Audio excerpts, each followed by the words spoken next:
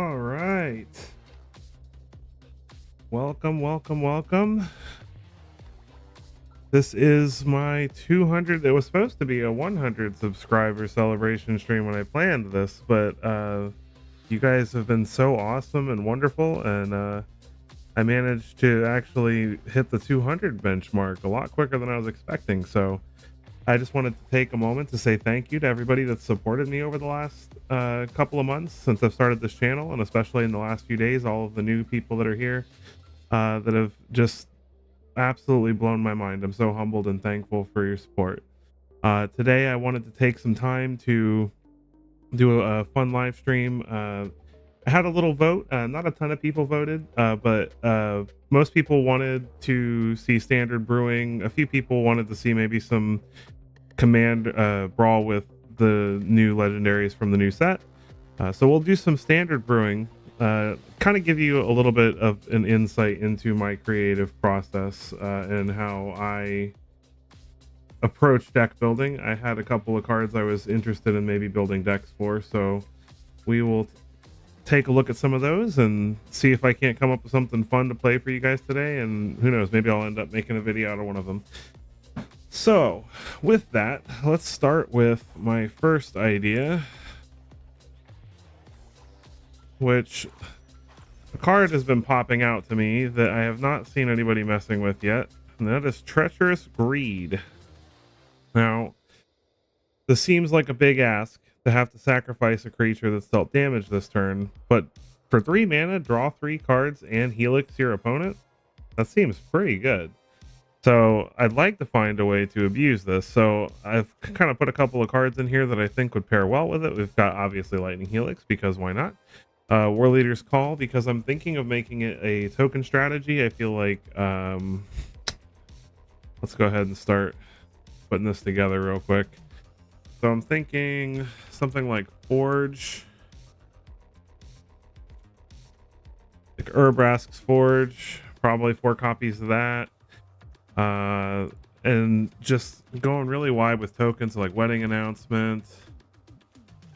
It's making a whole bunch of little dorks they don't want to block, and having the ability to, you know, whatever tokens they don't block, we sacrifice to Treacherous Greed. We get to refill our hand.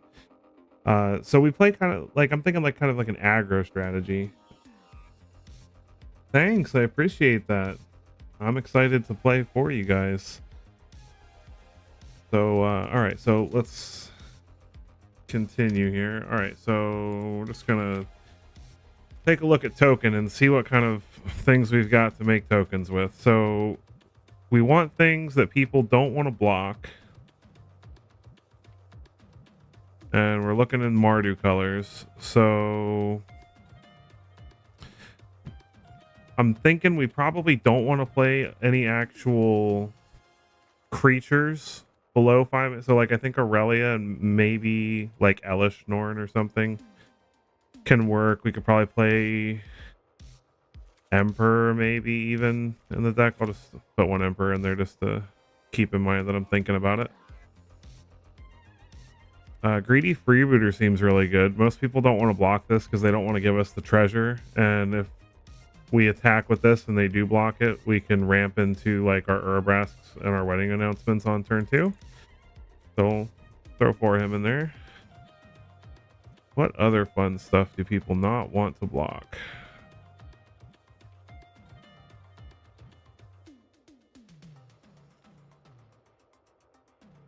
I'm trying to think of things that are not creatures, because we just want to make, I feel like making their like Harriet Spearguard's not bad. Probably not good enough though. Well, Darren Epicure maybe.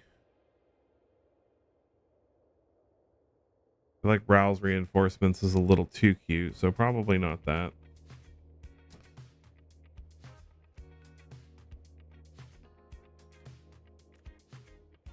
Let's see. Well, we could play like a Threaten effect. I mean, it's a lot of mana, but I mean, Threaten and Sacrifice is never terrible. We might not be bad.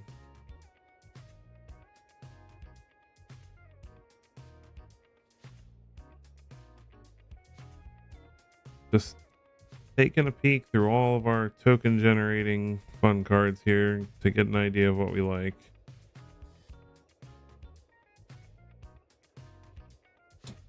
Song of Totensands. This would be amusing. Alright, so Kaya. The new Kaya might be interesting too. Whenever one or more creatures you control. It's in your graveyard though, so we're not really playing a lot of things that go in our graveyard.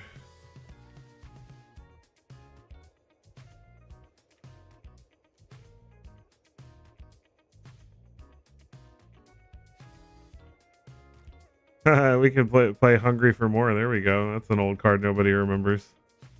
Used to be really good in Vampires a while back.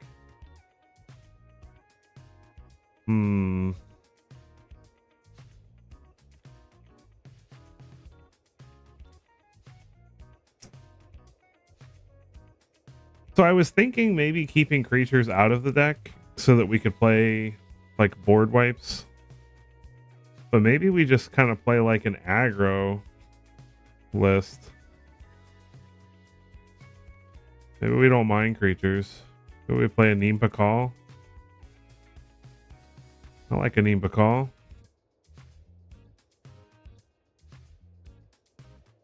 Too bad Jenny Faye is not in these colors. Jenny Faye would be a lot of fun. All right, so that's everything that makes tokens.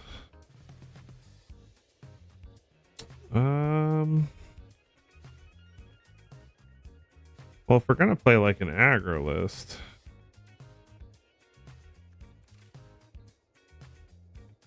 what else could we play?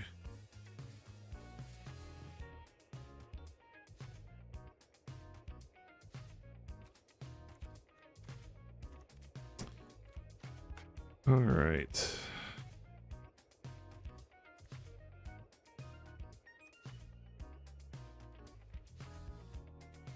Lunarch Veteran. Gain us some life. Got lots of life gain in the deck so far, so I like that. So let's go ahead and up the War Leader's calls. Let's go ahead and get the cards we want in the deck so that we know how much we have to work with. I probably want 4 War Leader's calls, so we'll have a bunch of 3-drops. So we probably want to play. So we've got Lightning Helix in the 2 slot. We'll trim this down as we get everything we want. So get the Lightning Helixes in there.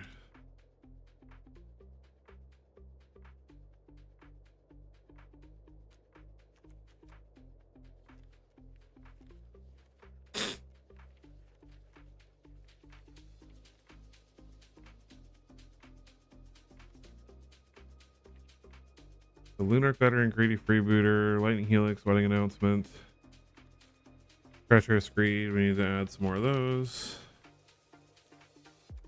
Thinking maybe only 3 of those. I don't think we have to go crazy on those, but I want to try it out. And Aurelia will probably have 3 of those. Emperor, I think 2 is a good number there. All right, so this is terrible right now. So let's cut a War Leader's call because we've got. So let's cut a War Leader's call and a Wedding Announcement. I think 2 Aurelia is probably fine. And since we've got Treacherous Greed,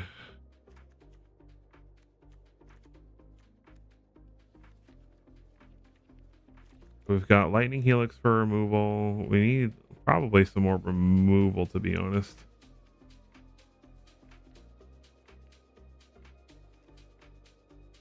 Thanks, Dustin. Appreciate that, man.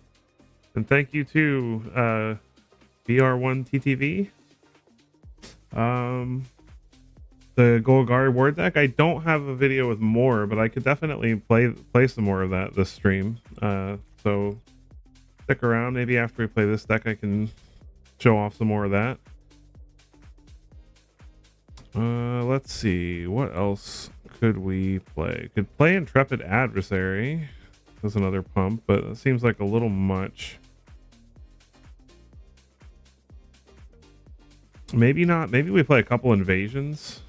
I like Invasion of Gobakon a lot in Best of One, especially because Control's been a lot more prevalent. We got wedding announcements.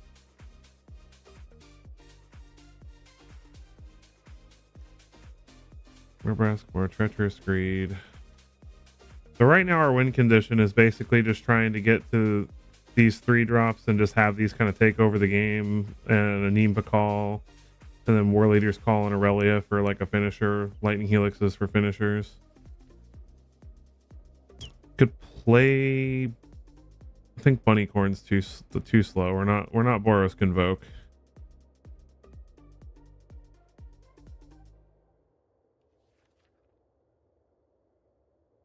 Every time I pass Thalia and don't put her in my white decks, I feel bad about it. Anointed Peacekeeper, no.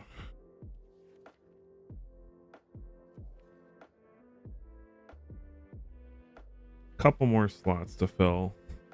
I think 24 lands is fine. Maybe we go to 25, but we'll see.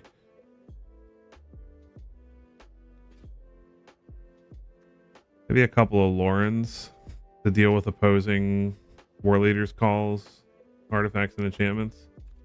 A lot of 3 drops though. I feel like I want more 2 drops.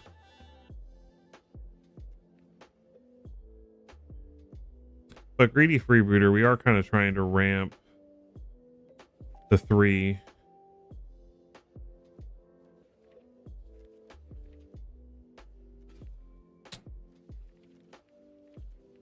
What do we got in? Can we just be boring and play Go for the Throats? Oh man, I don't want to do that. I don't like being boring. I like to play fun things. I could play Callous Sellsword. That's a spicy card, right? Sacrifice our Forge token after it gets really big. I wish I could delete Deep Cavern Bat from my inventory. Hate that card.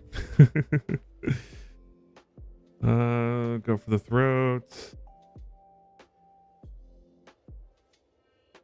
Yeah, this should definitely be interesting.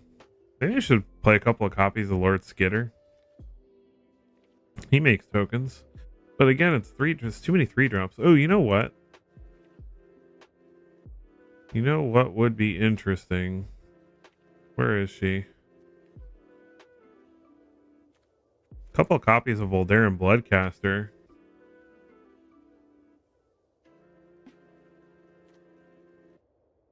With a lot of creatures dying to the Urabrask Forge and sacrificing to Treacherous Greed and fun things like that. I also kind of want, now that I'm looking at Thran, I kind of want Thran in the deck too. The extra drain. Ooh, Bloodcaster or Thran. Bloodcaster can actually be something that hits them on turn 2, and we can sacrifice it to Greed though, because it has flying. I wonder if we can cut. I wonder if we can. Is Wandering Emperor good enough? I know I'm a bad player for asking if Wandering Emperor is good enough. Is Wandering Emperor good enough for me to have fun? That's the question. Because my first and foremost goal in life is to have fun. So we make the fun first, and then we find a way to make it competitive. And that is how I build decks. I definitely don't want to go below 3 War Leaders calls. I definitely don't want to cut Urabrask Forge because that card is just a house. I like the invasions.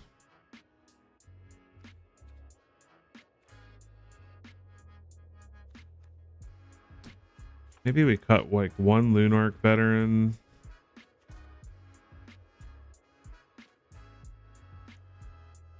Anim Pakal's too good to cut too, I think.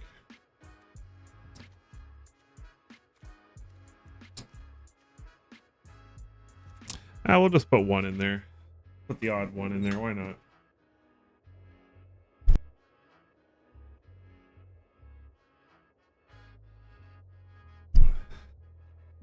Pardon my allergies. All right, now to the lands. All right, so have one of Ganjo. We gotta have one of each of our legendary lands because why not? And then looking at our curve, we want white and black the most on turn one, so we need to have lots of untapped white and black.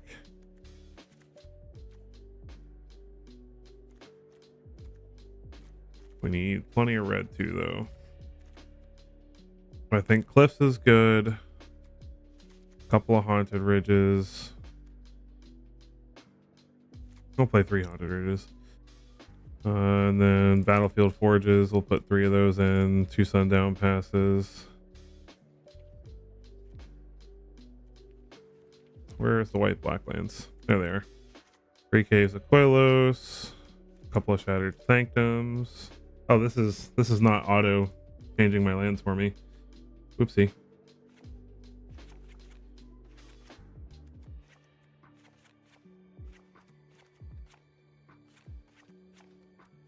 And we'll cut a mountain. So that makes 24 lands, right? 24. Apply our shiny styles. Craft our 2 treacherous greeds.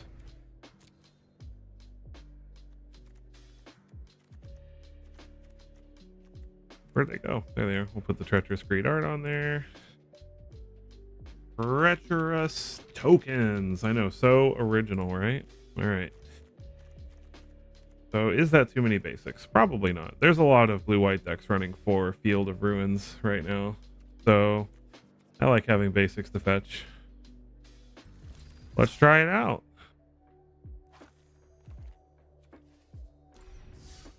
Now bear with me. You're seeing this is start to finish deck building, like just me coming up with an idea. So this may be terrible. We may do absolutely terrible. I don't know. We're going to find out. But I just thought that you guys might enjoy seeing how I come up with the fun decks that I do decide to play for you guys in my videos.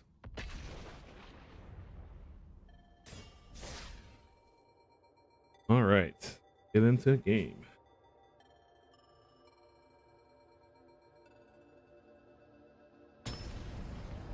Our first victim. Are you serious?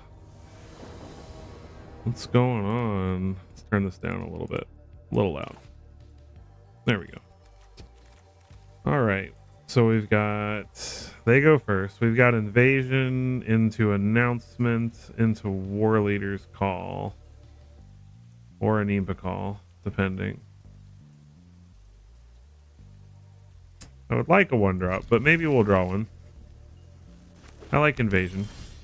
Opponent's starting off slow, so that's good for us. Get the tap land out of the way. Oh boy, life gain for our first one. Alright, so let's get that Amalia out of their hand. Yep. Okay, so they got... goodness. Voice of the Blessed might be worse. Gix's Command, Extraction Specialist.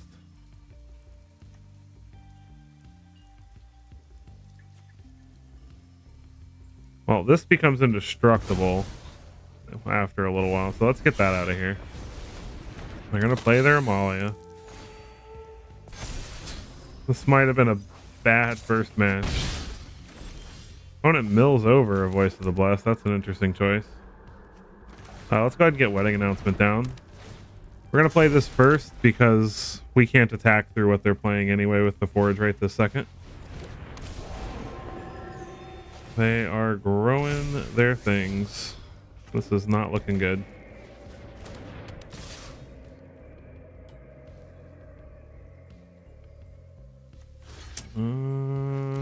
We'll block. To be fair, I probably should not have kept such a slow hand. Let's go ahead and get a Forge down.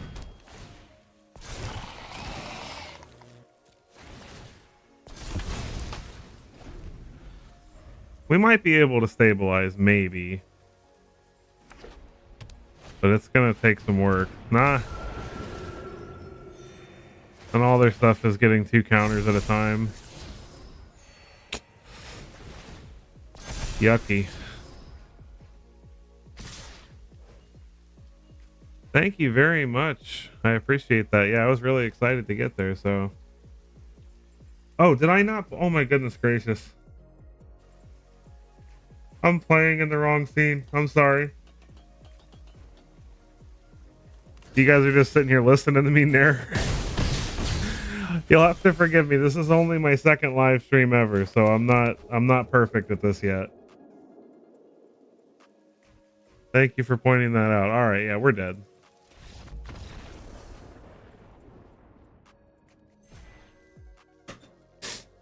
Surprised somebody didn't point that out sooner. Oh man, people that watch this after the fact are just gonna be like, "You noob! You're such a noob." I am. To be fair, I've only been doing this for 2 months, so be a little bit of a break. All right. So now I don't think that would have gone so badly if we'd actually had some 1-drops and 2-drops and stuff. So we'll see. We'll not make such a silly mistake of keeping such a slow hand again. All right. So we've got Helix. Opponent's going first. So we've got Helix for whatever they play. And we have all our mana. So we just need to find a land. Play Sanctum first. Looks like mono black. Oh no! Oh, I hate the bat. Takes our Helix. I never thought I'd hate an uncommon so much.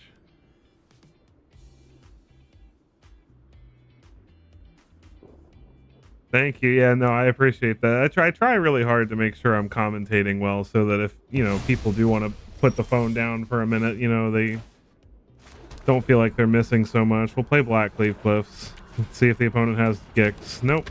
Evolve Sleeper. That's okay. Another bat. Oh, man. All right. Boy, I am tired of Deep Cavern Bat. They take the Forge. It's fine. I was going to play Wedding Announcement anyway, I think. Play Wedding Announcement. This Treacherous Creed might get us some stabilization. They play Graveyard Trespasser, so they're not playing anything that we're too scared of yet. They're gonna get in there. We're not gonna block. We're gonna play a Neempakal, start growing a Neempakal. They can't block everything. A Neempakal's so good because it's like it goes so wide that it's difficult. Like, see, like next turn, if they don't kill the Neempakal, it's very likely that we'll get to play one of these Treacherous Creeds. Opponent's gonna pump up their sleeper, play another sleeper, so it looks like a Neempakal is living to see another day. Beautiful. All right, well now I'm tempted to play Aurelia, but I think what we're actually gonna do here is just attack with these. We get to draw a card off Wedding Announcement. They can't block all of these, so we'll get to sack the one that deals damage. Beautiful. So we'll sack one gnome, Helix them, and play a Bloodcaster.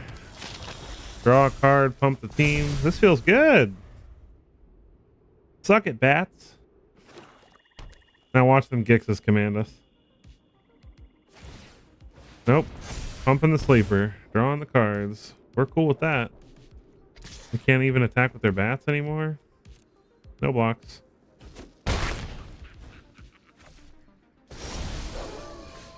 Graveyard Trespasser flips. That's okay. Play Haunted Ridge. Well, let's go all in on these Treacherous Creeds. Let's play the Cerebrask's Forge.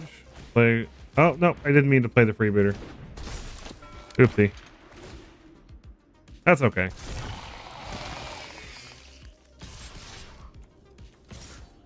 Get in there like this. Make a bunch of tokens that are all getting pumped up by the wedding festivities.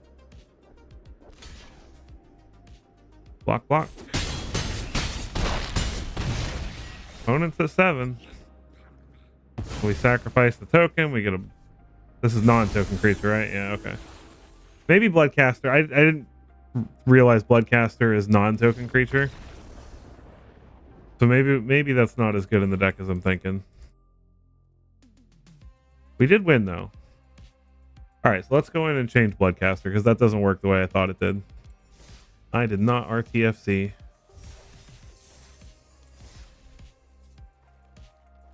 Let's. So no Voldaren Bloodcaster. Is there another 2-drop flyer in these colors that's like good?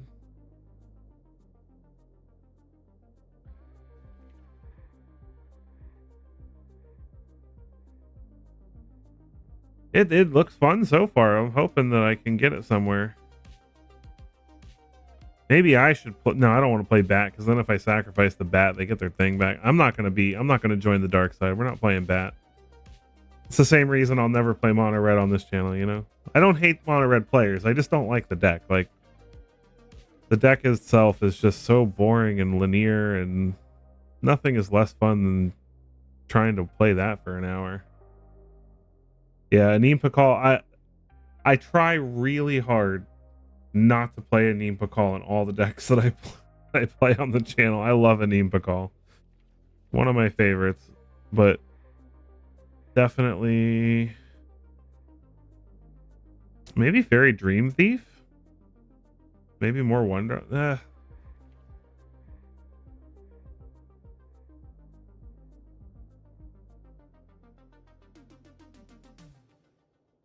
Man, if only it didn't say non-token. Just getting all those blood tokens would be really nice. Blood Feather Phoenix. What do we get for this? Instant or sorcery deals damage to an opponent. You can pay. That's not terrible. Can't block, but I mean, you sacrifice it to, you know, like, because you're not playing Treacherous Greed on turn 3 typically, so you sacrifice it to Treacherous Greed and then get it back for a red mana. That seems pretty decent. I'll try a couple copies of that. Why not? I was thinking about Phoenix Chick because you can bring that back, but that actually seems pretty sweet. And we've got Treacherous Greed and Lightning Helix to trigger it, so let's try a couple copies of those. I'm stuck on that one copy of Rand because I feel like that Drain is really good.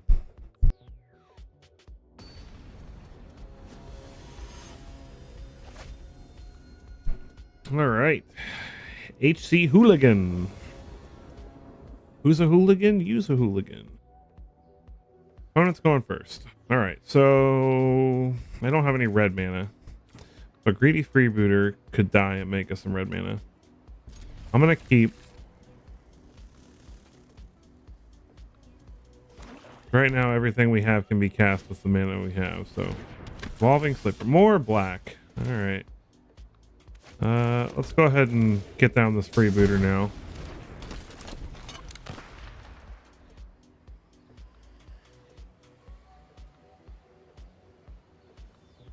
Hopefully we draw an untapped land.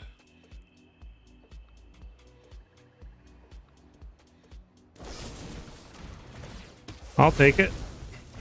Thanks for ramping us, buddy.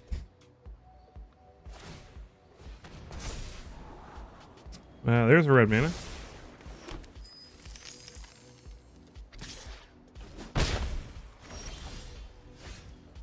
Alright, so we'll play that, and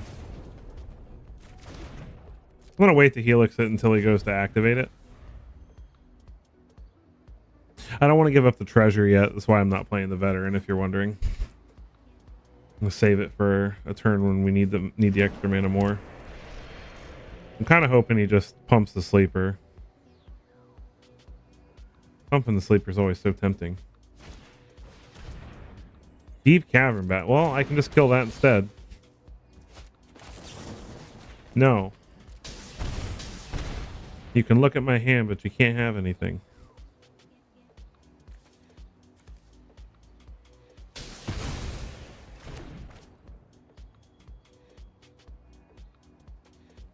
All right. I mean, we got so he knows we have the Emperor now.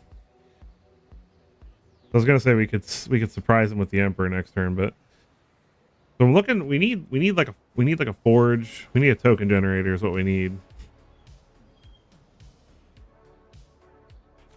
Veteran's nice too because later on we can bring it back as Phantom and that can get in there. Another Helix. All right, well now we're gonna play the Veteran and hold up the Helix.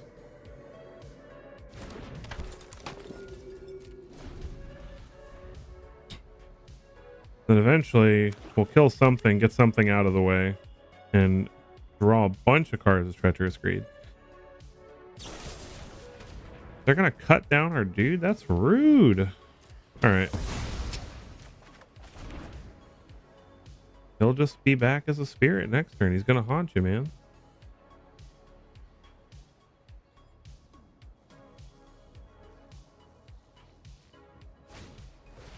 Creature of the Schism. That is annoying. Alright, well, let's go ahead and Helix this now.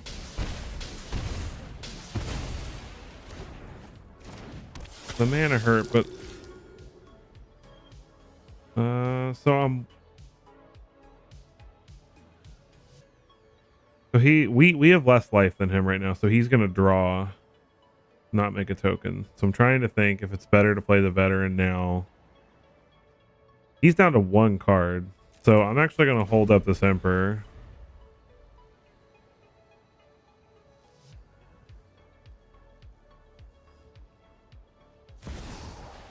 Liliana of the Veil. When I win, you're telling me what you know about the Raven Man. I'll discard one of the greeds he knows about. He had a cut down. Alright, so let's see if he wants to attack. And this, the beautiful thing is this just says dealt damage this turn. Alright, so we're just gonna let him get in. He's probably like, why didn't the Emperor my preacher? I'm so surprised. I really hope he didn't just draw a 1-drop. Alright, so we'll flash an Emperor. Make a knight, or a samurai. We must protect the people. Put a counter on the samurai. I have got new moves to teach you. Get in there. Chose the wrong day to cross me. Play a Phantom.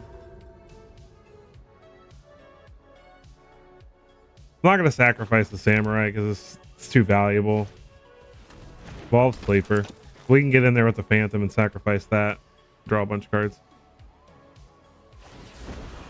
Each player discards a card. Won't be outside. I'm not playing Aurelia right this second.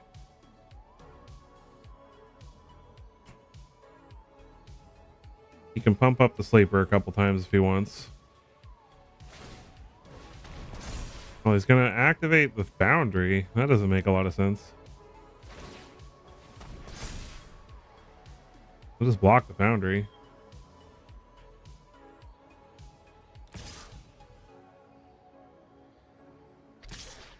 I don't understand this attack at all. He's literally just sacrificing the Foundry. We wouldn't block this creature anyway.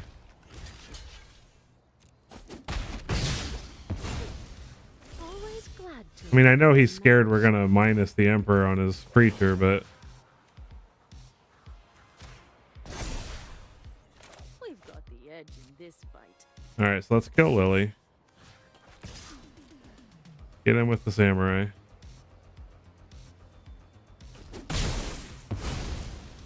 I'll be back with friends. Alright, and then we'll Treacherous Greed, sacrifice the Phantom. Draw a bunch of cards. Play a land.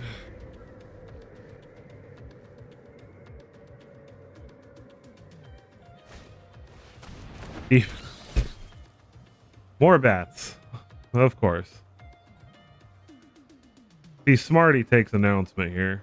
War Leader's call's good, but announcement's better. He might be scared of the call though. Yeah, he should have taken announcement for sure.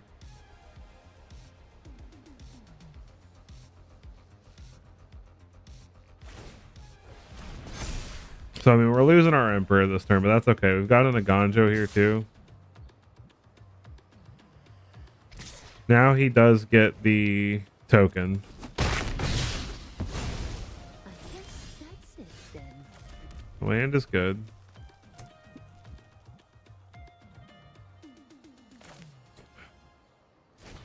Go ahead and play announcement. Get in. He's not going to block, most likely. These treacherous greeds are getting close to lethal. We've still got a bunch of helixes in the deck, too. And Aurelius.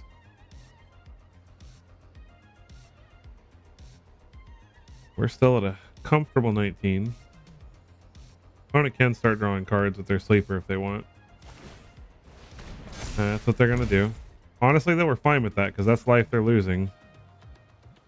They are going to start getting in with their bat, which is a pain. But next turn, I might just hold up the Aganjo to kill the bat. I don't think they should be attacking right now. We'll see.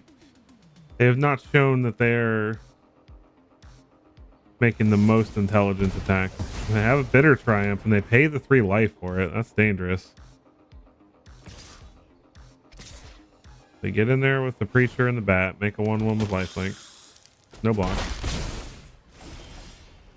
There's a helix.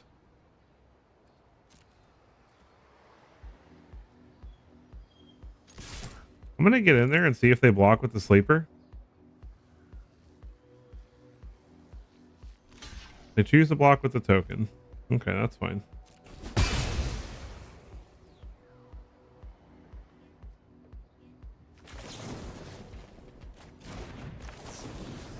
I'm gonna helix the bat. Get my War Leader's Call back. Play the War Leader's Call. Make a token. Ping them in the face. Now they don't have a way to gain life consistently every turn. Shieldred. Oh man, we need to get rid of that. That is a problem.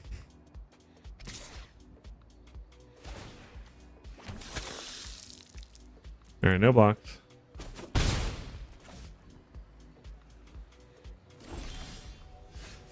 Anim Pakal is pretty good.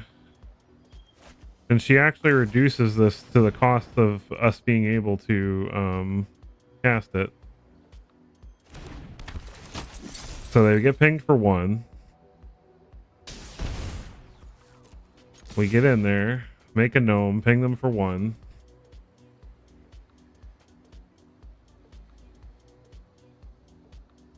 They know we have the Aganjo, so they know our hand, so if they're smart, they don't block with Shieldred.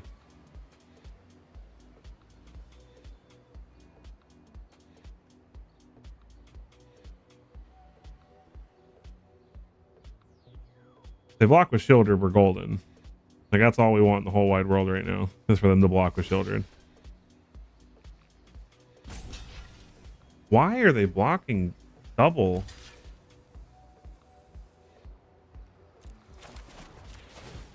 Do they not think that this is reduced?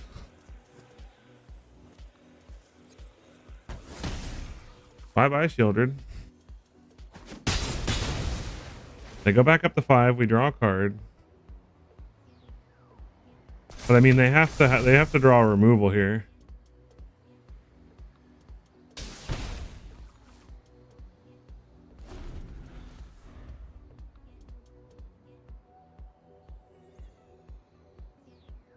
Do they find it?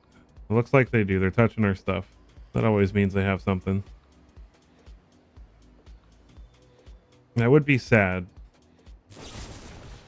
Bitter Triumph. They discard a Mishra's Foundry. Alright. We're still not in bad. Like, we still have some really good draws, though. The opponent really wants to attack with this Preacher. Yeah, they're gonna. They get their token.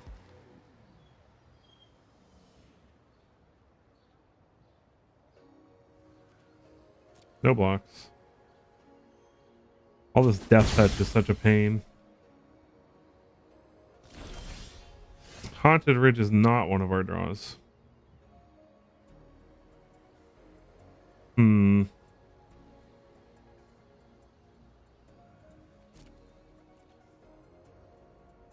They don't know what this Haunted Ridge is, so I'm hoping that they'll block I'm hoping that they'll block with the token. That's the hope. There we go. They double block it. Oh man, okay. That is a problem actually. Alright. Well, we tried.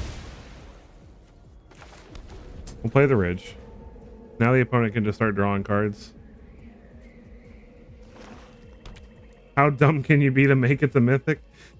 I mean, as long as you practice, you don't have to be like I'm not the smartest Magic player in the universe or anything.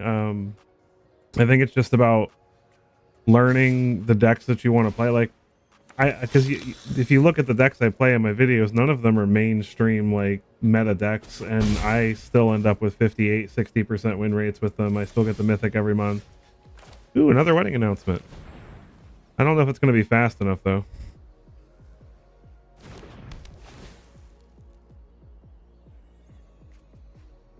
We might be able to sneak a win out here though, because they want to attack with everything, and if they don't do it right, bang them in the face. But yeah, no, it's getting the Mythics just about consistency and learning the decks that you like and learning what their weaknesses are so that you can counter them. Well, Liliana is definitely not what we were looking for. Hi there, Jenny. How you doing? Credit when we don't overthink things.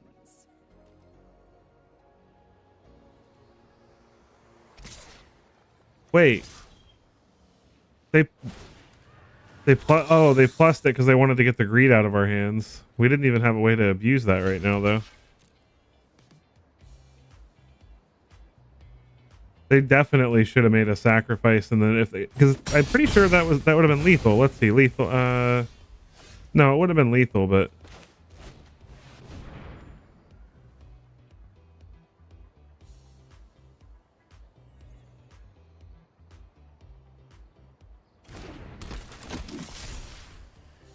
this was a very good draw. Thank you, I appreciate that. I'm glad you're enjoying the content for sure. They can't kill both of these tokens with their sleeper.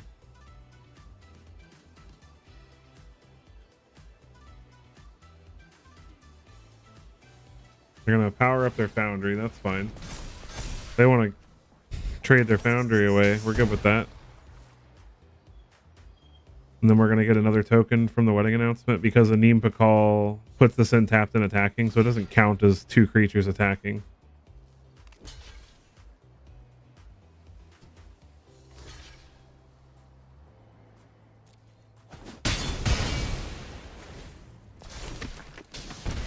Alright. Well, I mean, they can make a sack a creature with Lily, but we'll just sack a token. They can only pump the sleeper once. Another creature. That's not going to do it. That's the GG, I think. Off you go. Well, no, they get a token from the preacher, so that would put them up to 4. We need to find one more damage somewhere.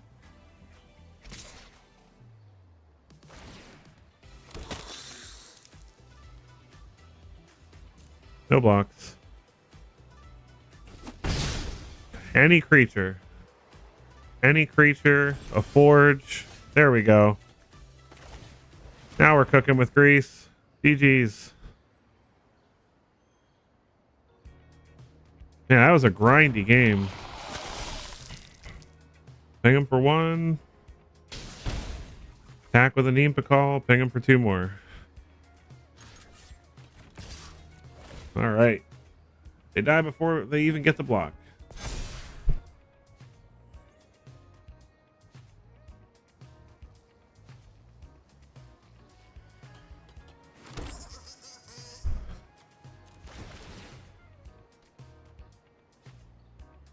Alright, that was a long game.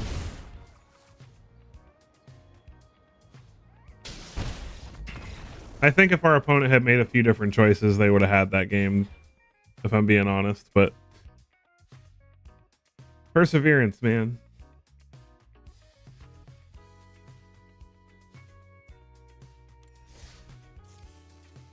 All right.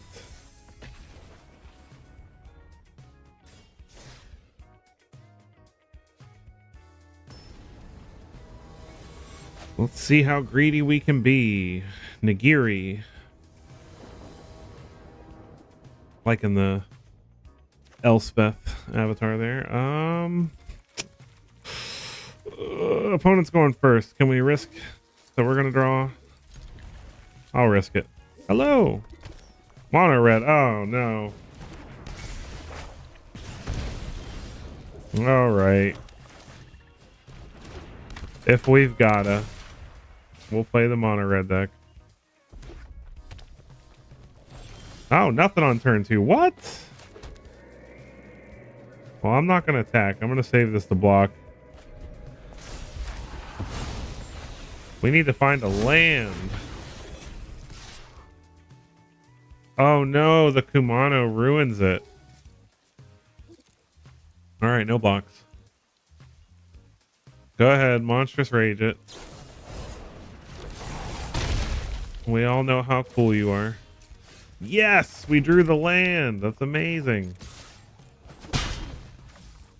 All right, now the question is, I think we play Wedding Announcement here over Treacherous Creed because we'd have to discard the hand size if we play Treacherous Creed right now. And this starts to help us build a board presence. And the Treacherous Creeds can help catch us back up life total wise. Same with Wandering Emperor. Phoenix Chick, they're stuck on lands at least, so no block. And Mono Red doesn't know how to not hit the attack all button, so. Alright, so we're gonna hold up Wandering Emperor here. Get rid of this etching so our greedy freebooter can actually die and do things. Ow.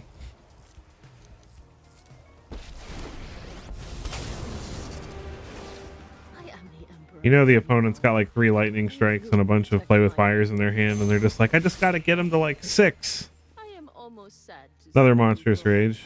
Yep. Scary chicken. Well, there's a War Leader's Call.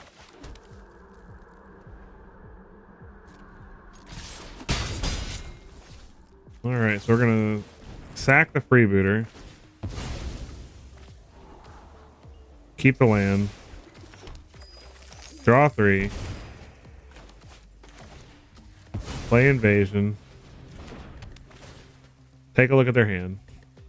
Gross. No Godric. And we're just gonna go ahead and I'll be back. make a 2/2. Let your blade do the talking. That can block Squee whenever they find their land. And then we get to start doing all kinds of just unfair things next turn. War Leader's Call plus a Nimba Call. We get in there for 2. We have to keep in mind they do have Lightning Strike in hand, so we're at 5 technically.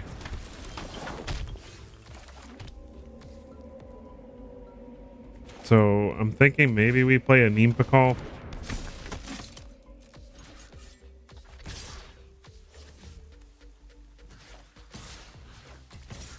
Let's go ahead and get this invasion flipped.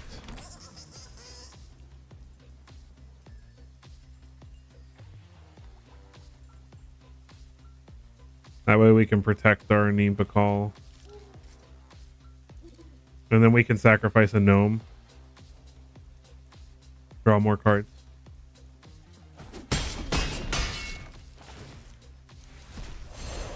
Flippity flip.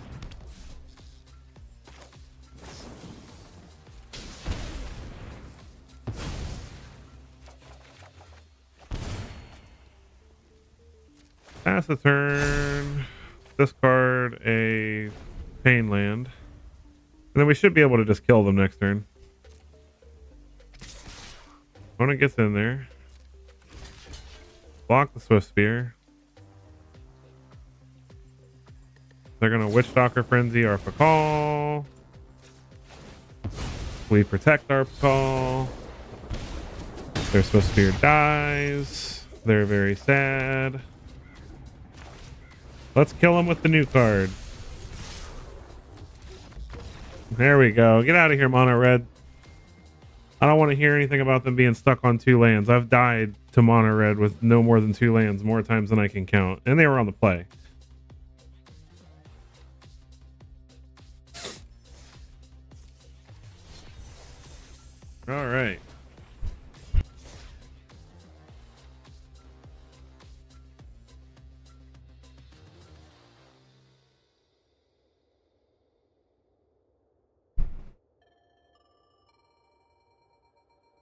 We found another opponent. A name I can't pronounce. How you doing, buddy? We get to go first. Hooray! This is actually reasonable.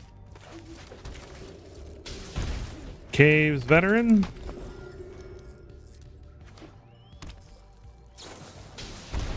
Otherworldly gaze for the opponent. All right, so it's looking like squirming emergence. Are we fast enough to beat squirming emergence? Founding the third path. Are they going to kill something? Nope, they're going to mill 4. Put a Chandra into the yard.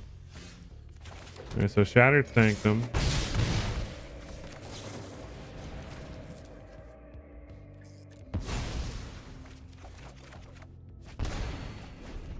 Draw 3.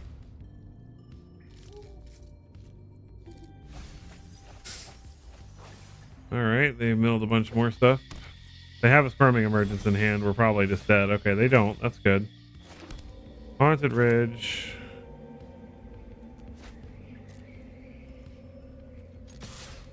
Get in there for 1.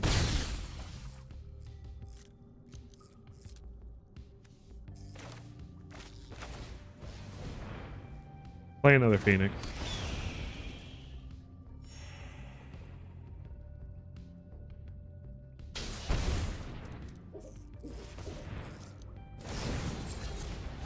Mill 4. Found a Bitter Triumph. Is there an emergence in their deck? No, they haven't exiled one yet, so that's good.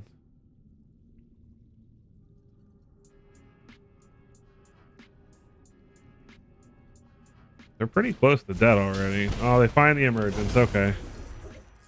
How many cards can they dump? Another one with the multiverse.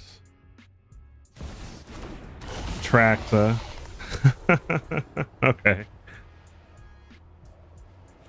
Is there another one with the multiverse? And there's not. So that's all they have this turn. Okay. Is there a way we can get around this Atraxa?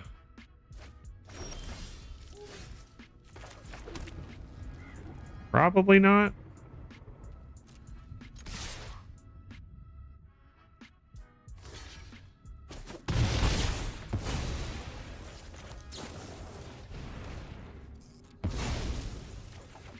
Well, hey, we can draw a bunch of cards too.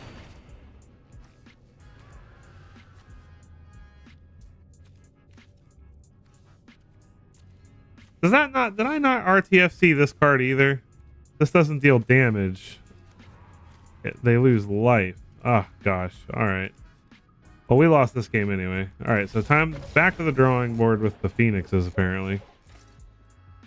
These fun moments when we realize cards don't work how we want them to.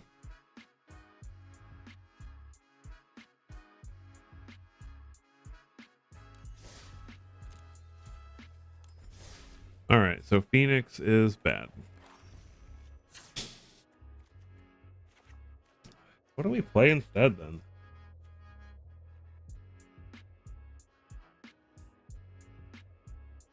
It's hard because I'd like a 2-drop threat that actually gets through to sacrifice on 3 potentially if I need to.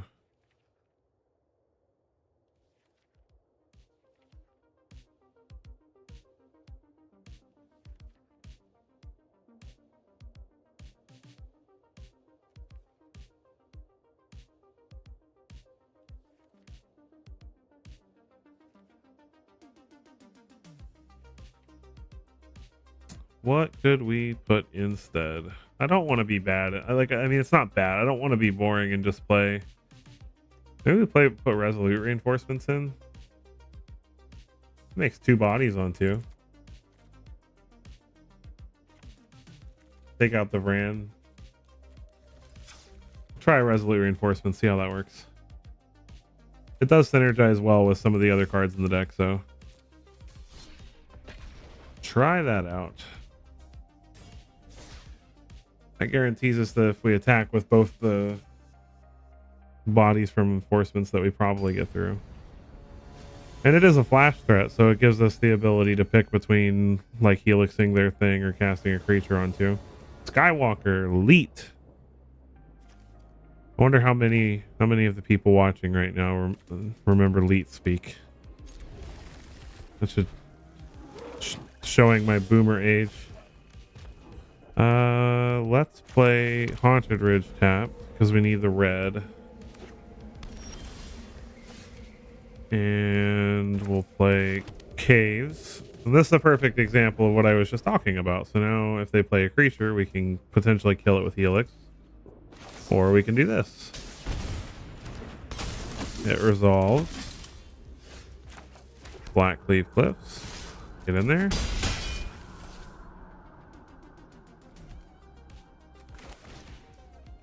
I'd rather have this countered. Okay, no counter. We'll draw a card.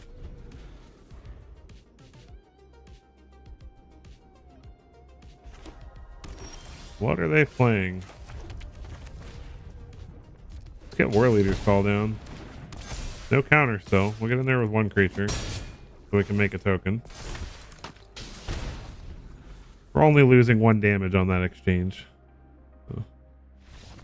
Now they're just going to scoop. Okay. They're just like, I don't know what this nonsense is. Get me out of this game.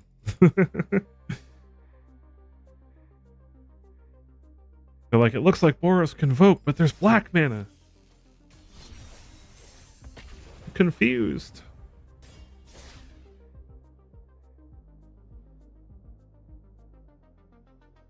Boros Convoke is another deck. I really wanted to play it when it first came out, but it blew up so quickly. It was like, well, I guess I'm not making a video about that since 50 other people made videos about it the first day. Opponent's going first. We don't have untapped black mana for this freebooter. But we do have Lightning Helix onto... We'll keep. Mono red. How many mono red decks can we play? I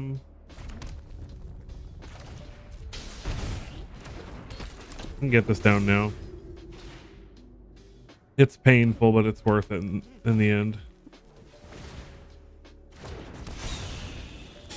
Phoenix Stick. Yeah, see, look, he saved us 2 damage to our face and a scry for the opponent. Blackleaf Cliffs. I'm gonna pass, see if they want to Monstrous Rage something this turn. Or if they play like Godric or Squee. Opponent is going wild.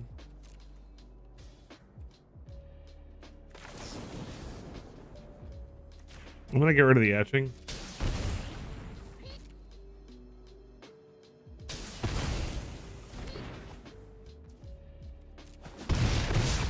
The etching stops our freebooter from triggering.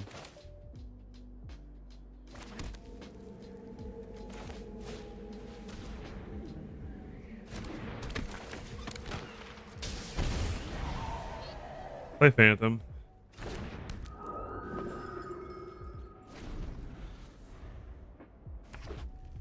The Soak and Zam might actually be pretty good with the War Leader's Call. If they have Monstrous Rage, just killed our Phantom. Down to 11. Alright, Emperor's good. Get in there with the Phantom. I want to hold the freebooter back for any kind of ground creatures they play.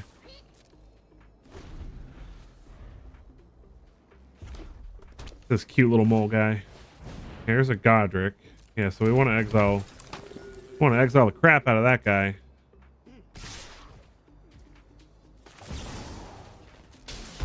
Owie.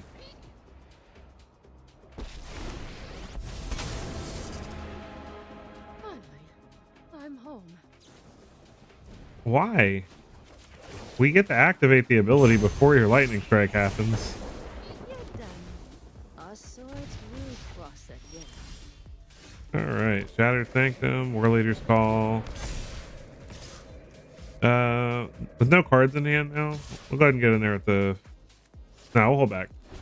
We're at 9. We can't afford to be greedy. Let's hope that's not a monstrous rage. Of course it is. Of course they top deck the monstrous rage, but at least the Phoenix chick dies, right? All right, so we play a Nimpa call, and now we just got to race them.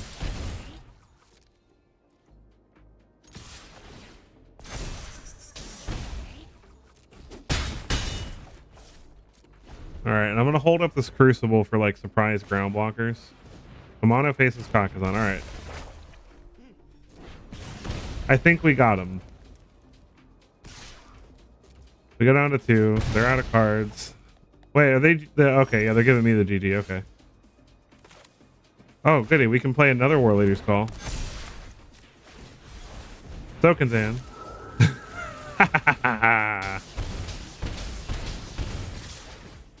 They're letting us do the thing. Look how nice they are.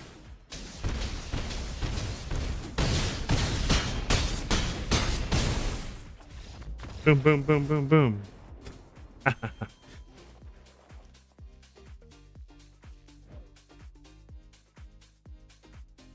Get out of town, Mono Red. There's just enough life gain in the deck to keep us in there. Wait, hold on. What? Blue or green spells? Oh no, I'm not playing any of those colors in this deck. I'm literally playing all the colors that are not those colors right now. I'm never gonna complete that quest. Maybe we should build a doppelgang deck.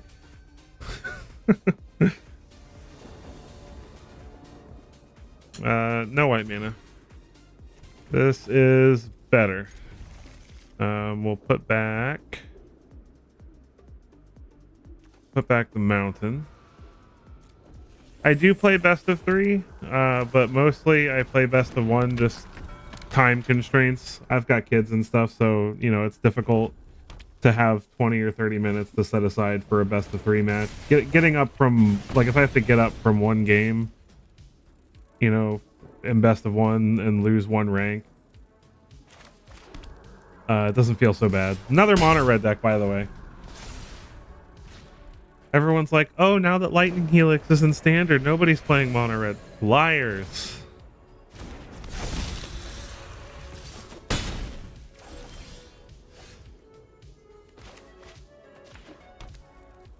Yeah, you'll have to drop that list in the comments so I can take a look at it. I have been looking to make a...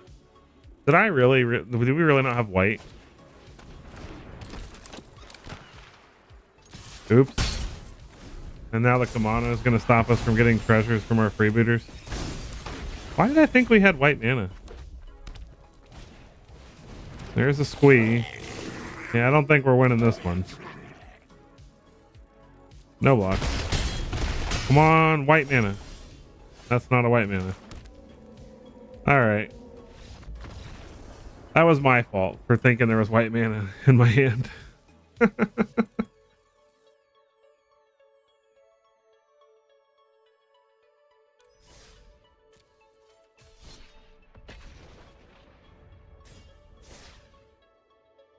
No, just leave a comment if you have it like on a website, or you can post it as a comment on the stream. I might not play it right this minute, but I'll definitely try it out. We get to go first, but we don't have an untapped black, unfortunately, but we'll try this.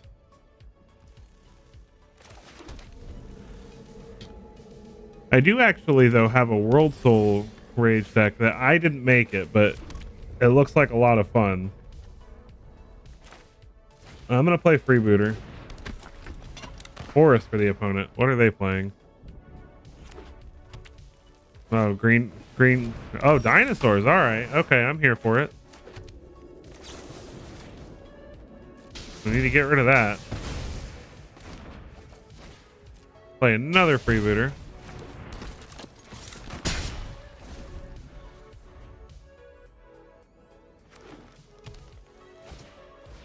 Topiary Stomper. I don't feel like in a tribal dinosaurs deck, I don't run Topiary Stomper in any of my dinosaur tribal decks. Because it not being able to block is so bad. against all the aggro decks in the format. I'm gonna get this War Leader's Call down now, while they can't do anything really. That way, all the subsequent things I'm playing are dealing damage because there's no pressure on us right this second. They may have like yeah, okay, so they have invasion, so they do get to attack us, but we're gonna be gumming up the board so much it's not gonna matter. Now, if we run into an Atali next turn, that might be problematic, but we might still be able to outrun them. They get their Awakened Skyclave. Alright, let's play Freebooter.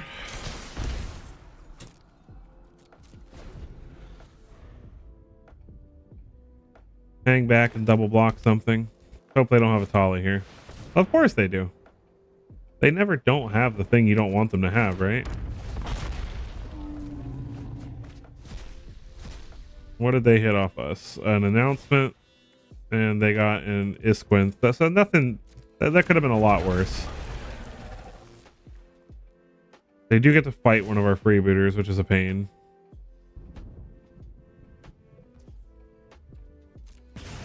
Yep.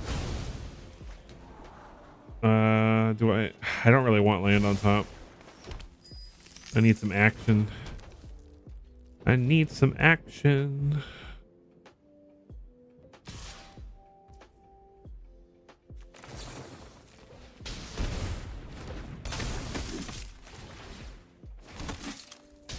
Drop reinforcements.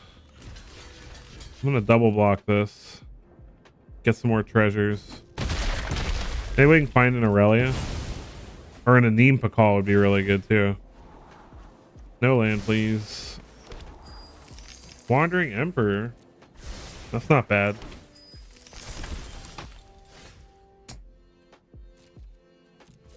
Alright. Oh, I had enough treasures to play the announcement. I should have. Oh, welcome to live, Watto. Welcome to the here and now. Tranquil Frillback. That's a pain. They're gonna kill our War Leader's Call.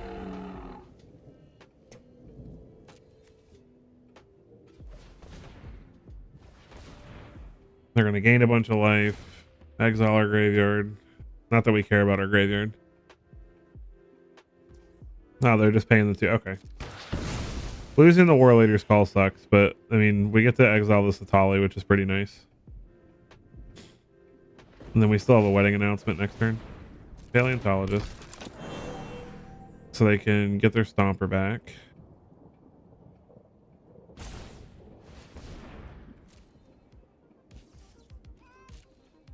All right, swing in with your big dinosaur.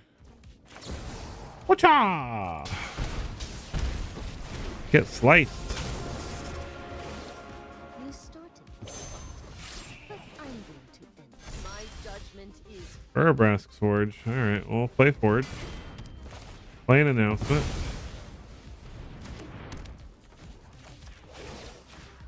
Put a counter here. Make a dude. No attacks. Make a dude. All right. We just need to draw some good cards.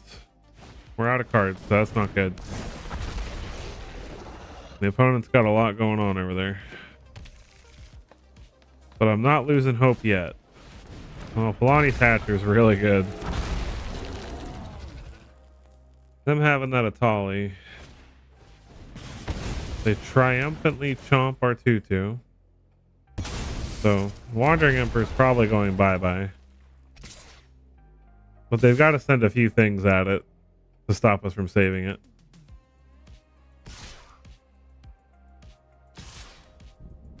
Yeah, so Emperor's soaking up a ton of damage here. Thank you, Emperor. Look at that. No, go on, put it back. Attack. You need to, or I'm gonna save it. Oh, okay. No blocks. still have much to learn. They draw a card. All their stuff is big now. Well, I suppose we'll make a couple of 1/1s.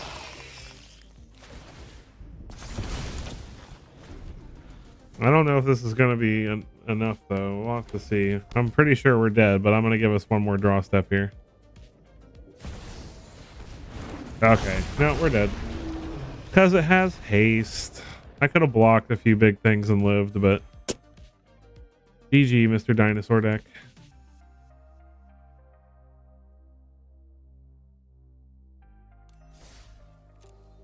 All right.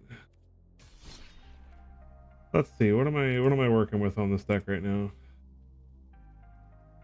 And we're 5 and 4 with it, 56%. I mean, that's not bad considering I just came up with it off the cuff. Play one more game with it. See if we can find something else fun to play after that. Don't want to drag the whole stream on one deck. All right, come on. We want to go first. Magic gods. Can we go for it? Nope. Okay. And no white mana. So we get the mulligan on top of it. All right. This looks good though. We will put back. Man, though, I'm really putting. I have to put back a wedding announcement, I think. Black mana for the opponent. Oh, we found a better card anyway. Burbrask's Forge is much better. Hey, what's going on there, Olay Raging Bull? Assemble the players. All right, somebody. There we go. Somebody playing something spicy. Now I got some respect for my man here, or lady. We don't know. Deep Cavern Bat. All right. Well, we're gonna Lightning Helix the crap out of that. You can look at our hand, but you can't touch.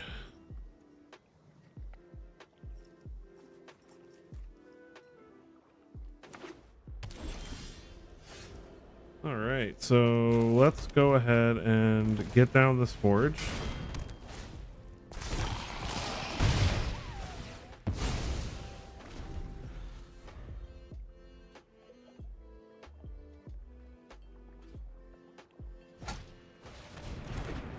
Plug in the headphones before they die.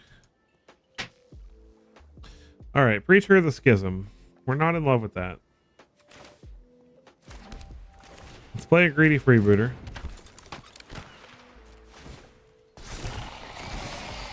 We'll attack and see if they want to block. They will block. We'll pass. They are playing white, so they do have ways to deal with enchantments. Unlike most black decks. Alright, so they're going to get Specialist back. That is a pain. Or they're using Specialist to get Bat back is what I meant to say. Let's go ahead and flash in the reinforcements. They're going to take our Treacherous Screed.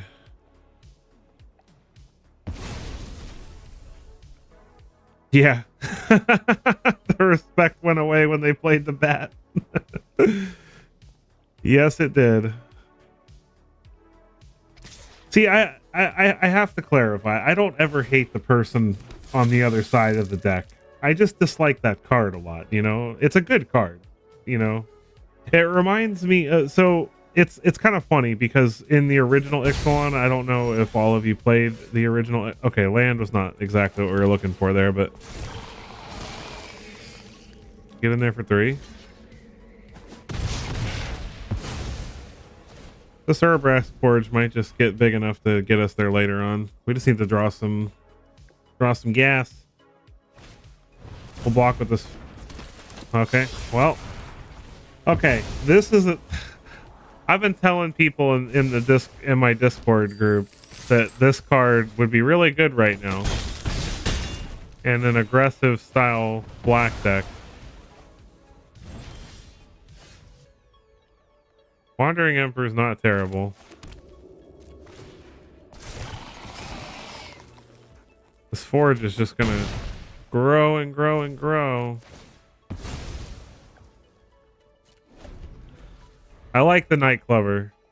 They've gotten a little bit of my respect back, especially with Delny. Ooh, I hadn't thought about that combo. Delny plus Night Clubber. What? I like it. This is spicy.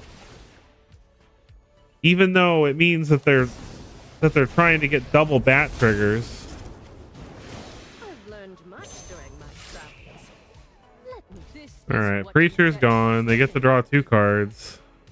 They're back up to 19. All right, we really need to draw like an Anim Pakal. Aurelia's not bad, but they probably have removal for it if we're being real.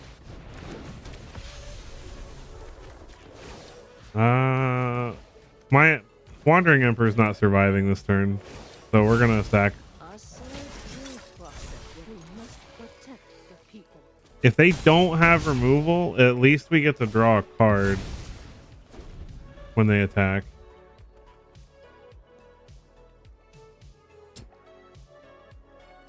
Come on, don't have removal. Don't be that guy.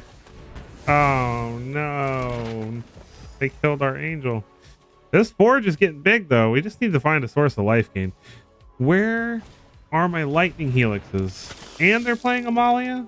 Well, they don't have any. Well, they can attack with the specialist to gain the life and the.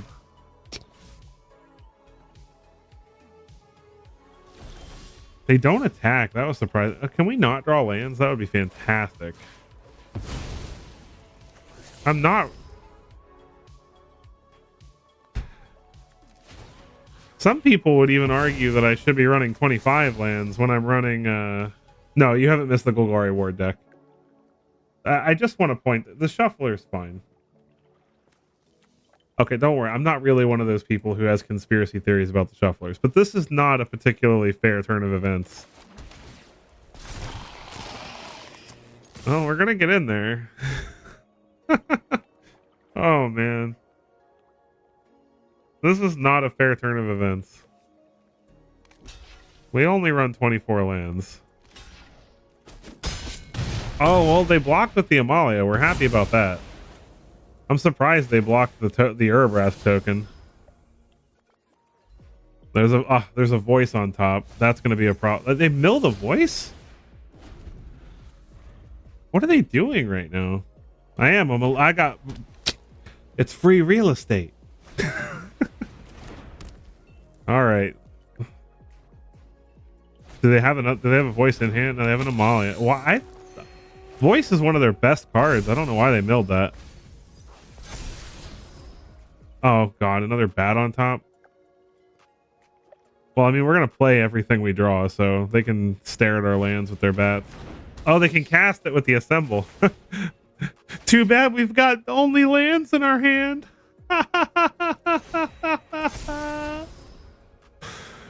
Nightclubber on top. Hey, they're at 8. They're at 11 now.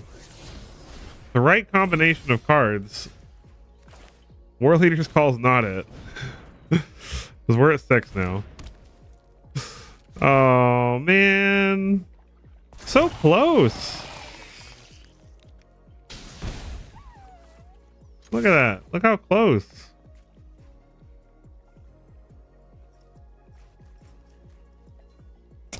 We tried. I like this deck, though. This is cool. I give them credit for. I don't know if they built this themselves or if this is something that's growing around. But the Nightclubber, like, this is. I feel like this is a really good card with Denley right now. With all the. I mean, it's good against Boros Convoke, and my deck is basically just a spicy Boros Convoke without the Convoke. Now imagine if this had been our pet card that we were trying to draw. Where is it? Because we built the deck around Treacherous Greed. So imagine if we'd drawn Treacherous Greed, right? We get in there with the token. They don't block it. We sacrifice it, deal 3, draw 3 cards. Fine. You know, we could have gotten there. I'm going to let them have their win. Yep, more. It's still 2 lands. I'm going to let them have their win. Who knows? Maybe they accidentally forget to attack. No, they don't. GG. Spicy deck, man. I like it.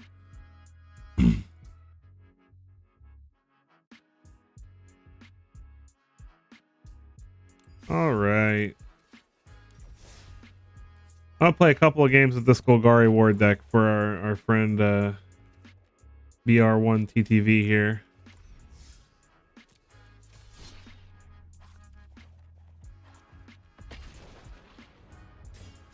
This is the deck that brought most of you over to my channel, so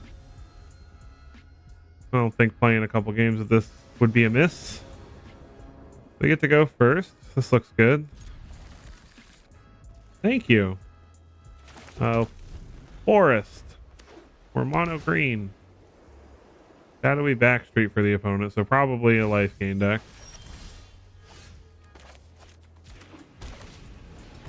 Local Honor Guard. This is a deck we struggle against. Oh, it's maybe not. What is this? Case of the Stashed Skeleton? Is this like Abzan enchantments? All right. Let's play Graveyard Trespasser. No attacks.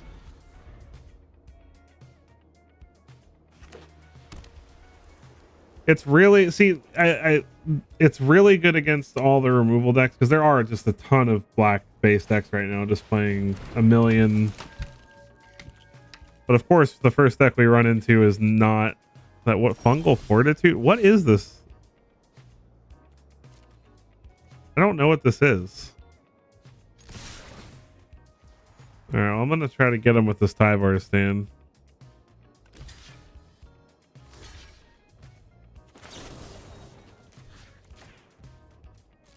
At least get this annoying 1/1 out of the way. We really need some black mana though. Our hand went from only having one black card to having a whole bunch of black in it. It really is. I love Vein Ripper. We're probably not going to win this game with unless we start drawing some black mana, but well, they let us flip our case file. This is not black mana, in case you were wondering. But the flipped Graveyard Glutton is good. We'll eat their companion. Start making Mirax tokens. What does this do? Flash. Okay, so they can block. Do they have another one? They do.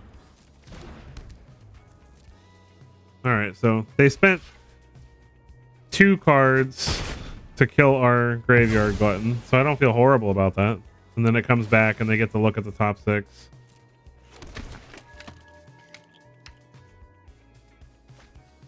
What do they get? Soul Innervation. Whenever one or more creatures leave your graveyard. I'm so confused.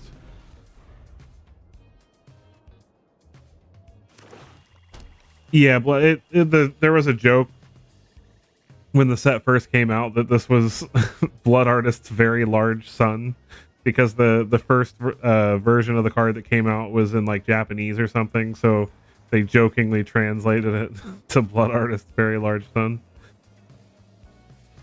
It's just really good because against a lot of decks, them having to sacrifice a creature can actually just make it basically hexproof. Make a might. Opponent's gonna kill our might. Another Tyvar stand. Alright, well, let's see if they fall for the trick twice.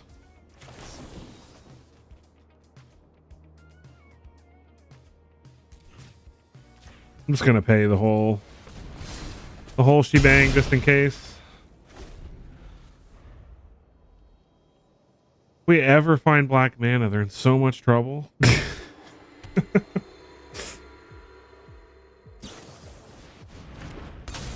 Well, they can actually pay the ward, but I mean, look at that.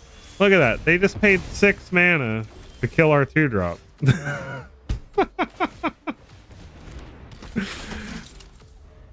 I might not win this game, but it's amusing.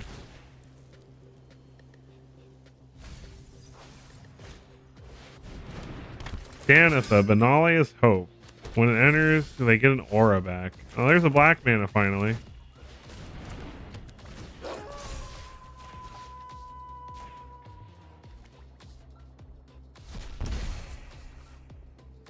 All right, so this Daneth is actually going to be a problem. But we do have removal of our own. So if we can, now that we actually have black mana, if we can just draw some removal.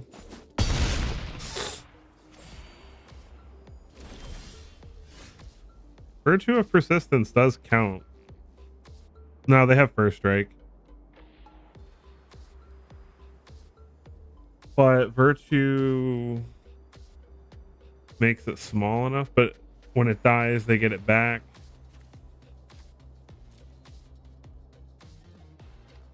This is a problem.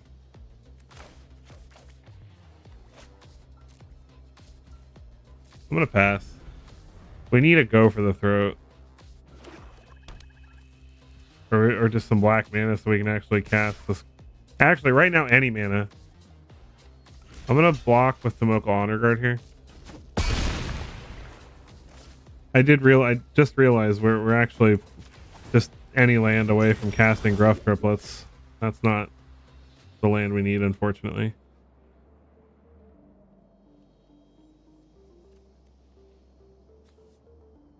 When it dies, so they can just get this Fungal Fortitude back again, like infinitely. That's kind of an interesting loop.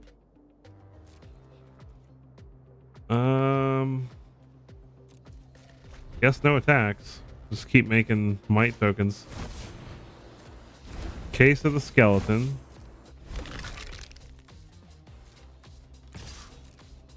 No blocks. Come on, land. They're at 38 now. Hey, black mana and a land. All right. All right, we've got 2 Gruff Triplets. So this could get out of hand really quickly if we're lucky. We might actually be able to kill them now, depending on what they have in their hand.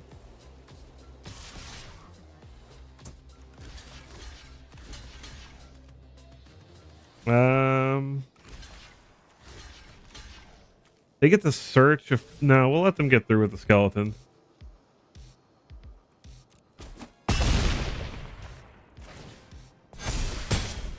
The Gruff Triplets are 6/6s now.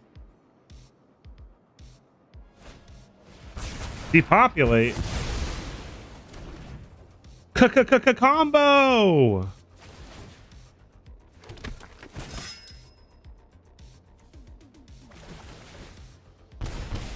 Ow.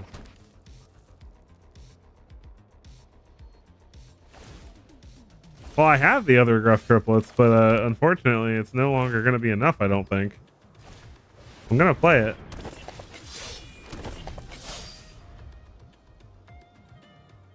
They're 46 life. Like, this is ridiculous.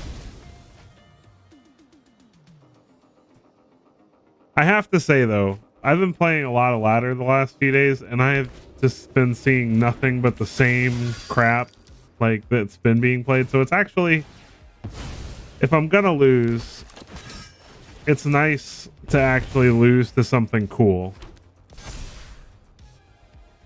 Wait, can they just do that infinitely? Is that an infinite combo?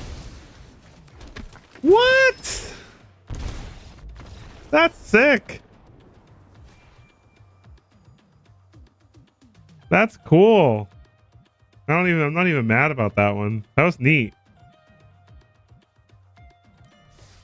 So a little not so well known infinite combo right there in standard. 3-card combo. It's not even a bad 3-card combo because Daneth is not terrible. Raywalker 88. I've played this guy a few times. Mythic last season. Yeah, something not mono red. This is slow. This is better.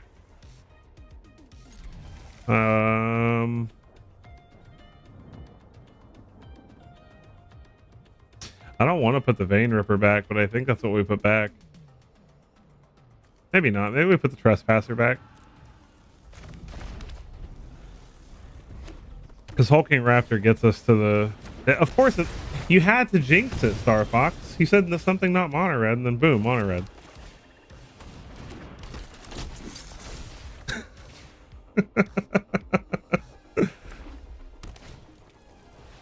Well done.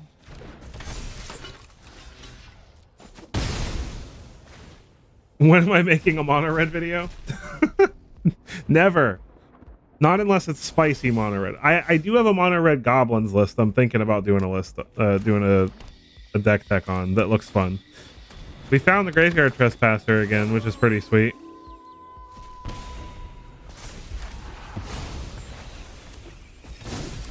All right, I'm feeling good about this though. This is actually like we got to go first. That's half the battle, right? They have the lightning strike, but they got to give up a card for it.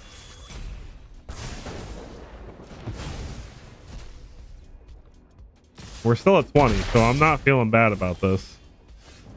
I'm gonna play the Murex here and keep a hold of this Boseiju in case we need it to kill the Setching. Do they have lightning strike again? They don't. I can't. They're gonna get back to chick. Well, now I can block though. So that was actually not so great on there. Yeah, so we drew a land, so we get to keep the Boseiju. And Vein Ripper should pretty much just ruin their life. Bloodthirsty Adversary. Just gonna get back Lightning Strike and hit our face.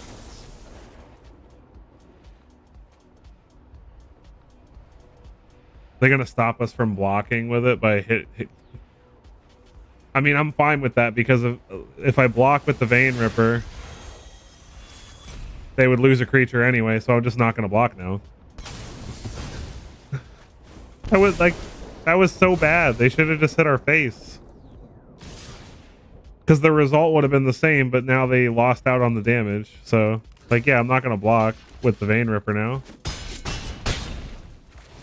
I gained 2 more life back from that exchange.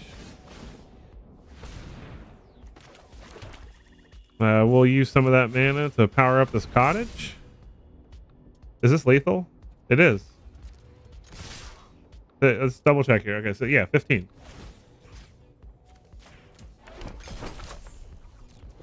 Lethal.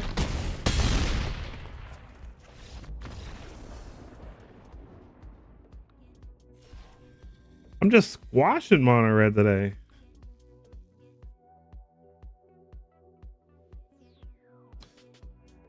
It's okay. I forgive you, Star Fox, for jinxing us into the mono red match because we won. If we hadn't won, though, I would have been mad.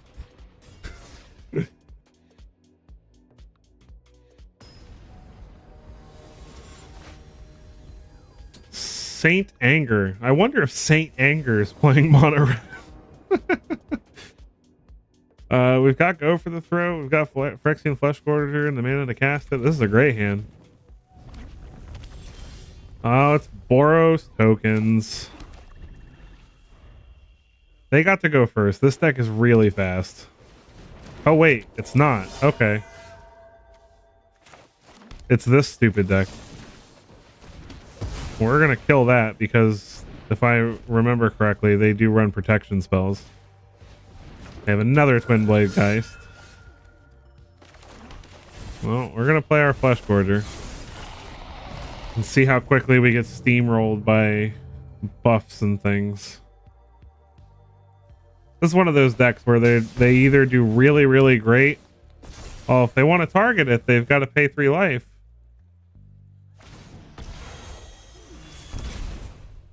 That's right. We're just going to gain most of that back right now. So Llanowar Wastes. Actually, I'm almost wondering if we should just race them. Axebane Fox is 7, puts them down. No, let's play Raptor. Because all they have to do is have one really powerful turn. I'm trying to stream. Eventually, it'll probably be once a week, but right now, probably once every 2 weeks. Another Hammer Hand. They don't have the mana to stop us from blocking, but we're probably not going to block. Unless they pump it again.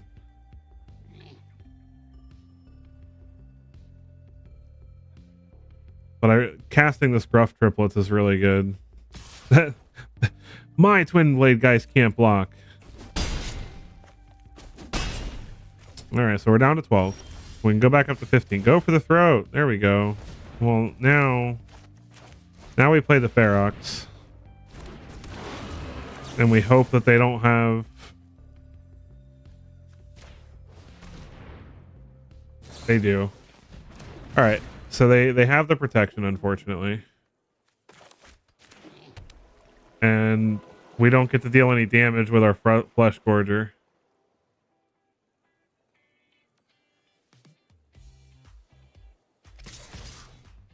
Well, we'll get in there for 9, and then we can block with the Flesh Gorger.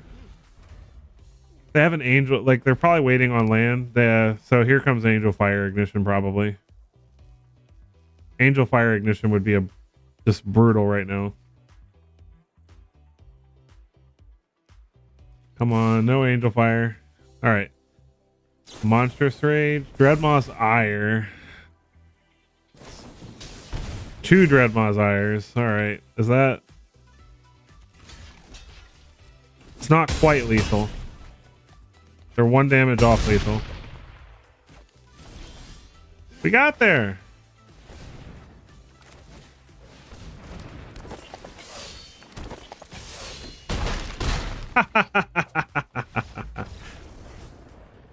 We did it.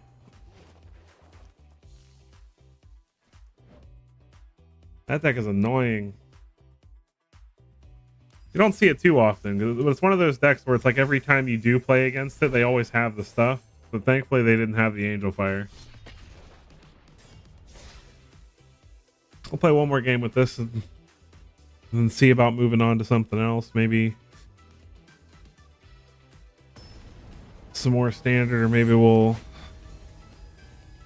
Let's see, we've been... Not a little bit yet. Spoiled Boy. Yeah, I know, right? There's that version, and then there's also the green red Picnic Ruiner version.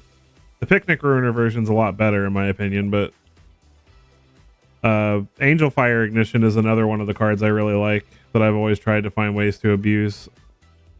I'm gonna keep this because we have a ton of 2-mana removal. So if we don't draw land for a few turns, we're okay. I have a Judith deck I'm working on too. I've been tweaking. We'll play Honor Guard. They want to cut this down so bad. There's the stick. They're like, I can't cut it down. No. I love watching them read it because nobody knows what this card is. This is like a random common, right? So they're all like, why can't I cut this down? No, it has ward 2. What? Well, whatever they take, we can just kill the bat. So I would like to draw a land this turn. That would be fantastic. Hey, look at that. We drew a land. Get out of here, bat. Get in there for 3. All right. Oh, great magic odds. We need 1 more land. Greedy freebooter for the opponent. If we don't draw a land, we'll just kill that. Okay, yeah. Let them have their treasure and their scry. They're going to sacrifice it. I feel like people forget this card exists right now. This card should be seeing a lot more play, in my opinion. It's not as good. It's not as good as the old one that makes a treasure when you sacrifice the creature, but it's still very good.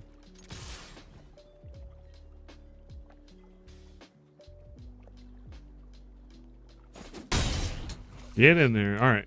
We're going to draw a land, and then we're just going to go Axebane Ferox, Axebane Ferox, Axebane Ferox, and they're going to cry, and it's going to be great.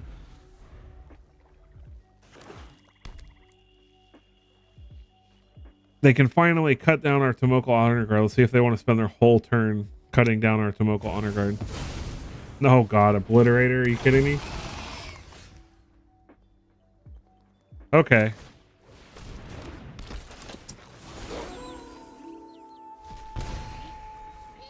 Alright, Star Fox, see you around. Appreciate you sticking around for the stream. Well, if they're not playing the green-black variant... Oh, and Shoulder. Okay. Yeah. Well, I mean, we got stuck on land. We're still stuck on land. Yeah. Oh, well. I wouldn't be so scared of the Obliterator if I could just draw some lands, because eventually we can get you know, go for the throat or something, but yeah, that's actually the invisible. It's an older card, right? Invisible Stalker, or is it something recent that I'm unaware of?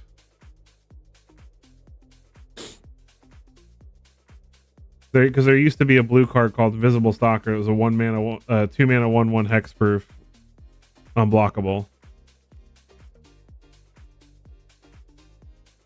Just the hard removal. Go for the throat.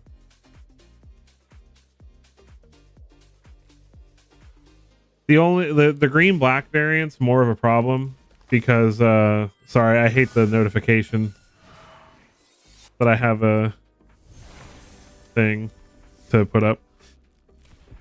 Obliterator is hard. I mean, any aggro deck is going to struggle to deal with Obliterator. But we do have go for the throats in the deck, so that's our way to do it. Or just deal enough damage to get around it. Play one more game with the deck.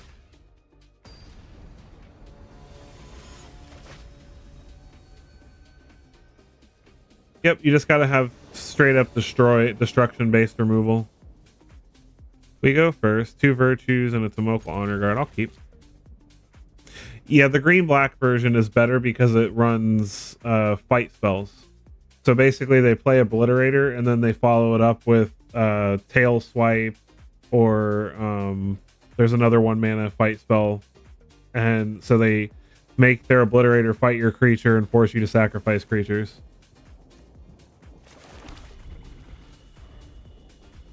It was pretty popular for a little while. But with how popular tokens decks have gotten, it's fallen out of favor. Another mono red deck.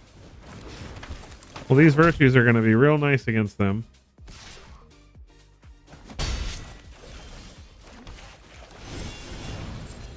Man, this Flesh Gorger. Yeah, it's one of those decks where when they get what they need, it just feels so hopeless if you're playing a creature deck. The biggest reason that the deck is not more prevalent is because of the reason I built this deck, which is that there's just way too much good removal right now. There's too many cards that just straight up destroy creatures with hardly any downside. Mountain for the opponent. Phoenix Chick. Scraw! Alright, Watto, thanks for joining me. I appreciate it.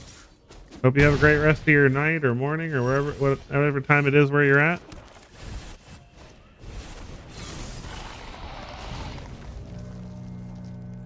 Flesh Gorger should get us back in this game pretty quickly. They may have a lightning strike. We'll see.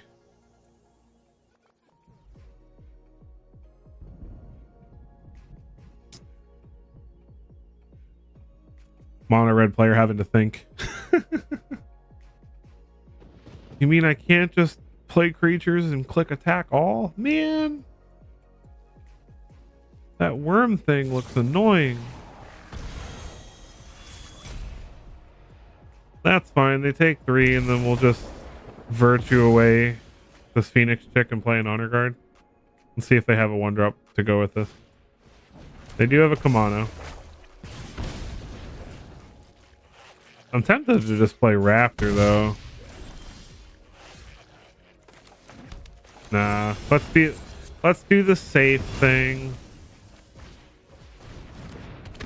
We can play Raptor next turn and then start playing Virtues and getting all their stuff back. Getting all our stuff back. We're still at a healthy 16, so. If Burbrask's Forge, it's not a problem right now.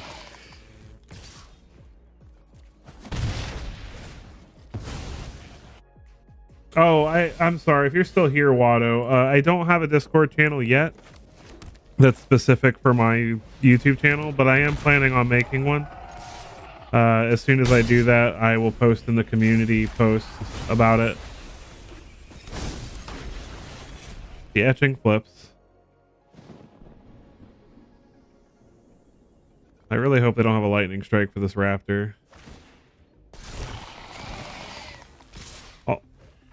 Although Graveyard Trespasser is pretty tempting too to get the Phoenix chick out of the graveyard.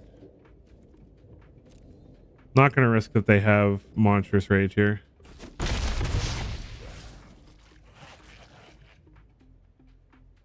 If we draw, there's a chance we just draw something to go with the Trespasser. Maybe we play that. Opponent's going to pay 3 mana to shock our Tomoko Honor Guard. Feels good, man. Tyvar stand. No, let's just play this. No attacks.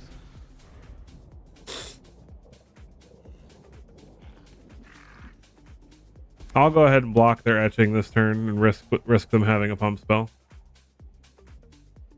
Because now I can get back Phyrexian Flex Forger next turn.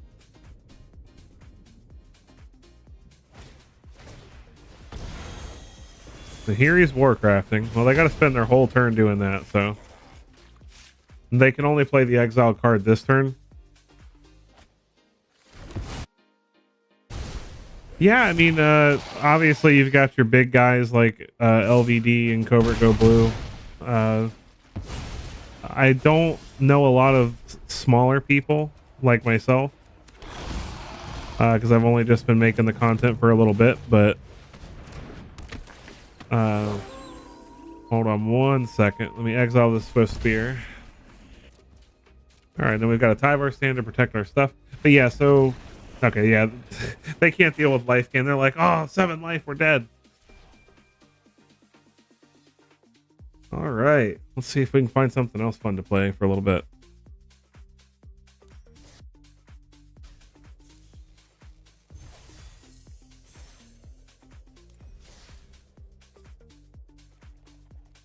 All right, so I'll give you guys a couple of options. I'll give you a minute or two for anyone that's here that hasn't spoken yet to answer if you like.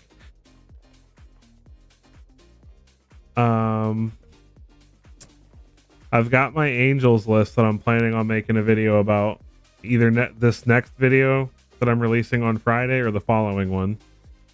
I've also got the Rakdos burn list that I'm working on, taking advantage of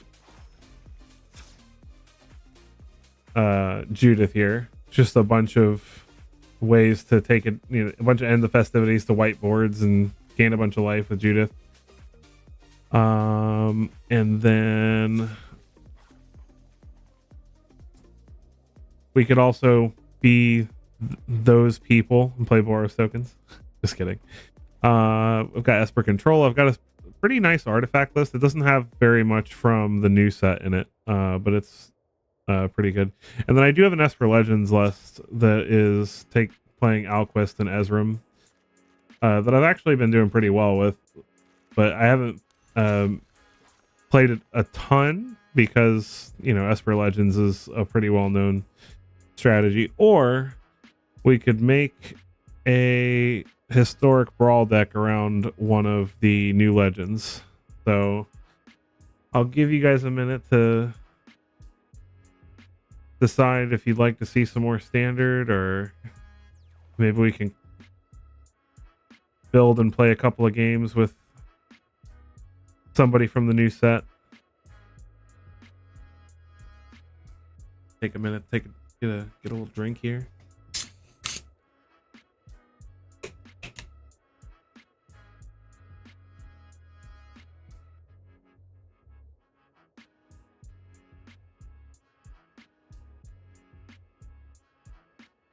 Also need to update my vampires list. This is one of my favorite lists.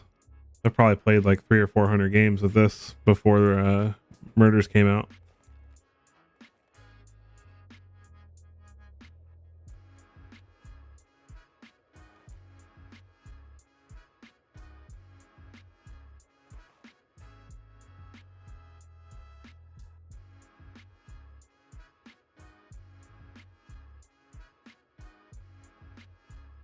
All right.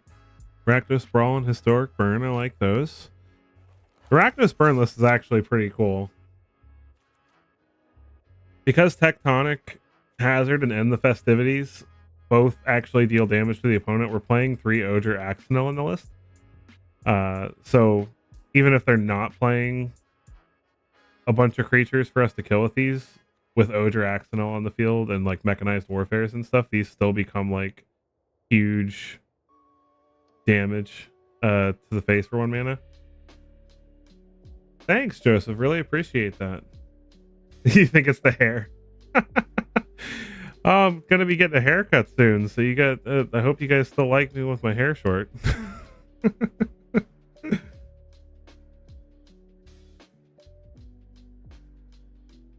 After I haven't. So being that I'm actually trying to come up with interesting stuff, I haven't played it very much since I made the video. I can play a couple of games with that real fast.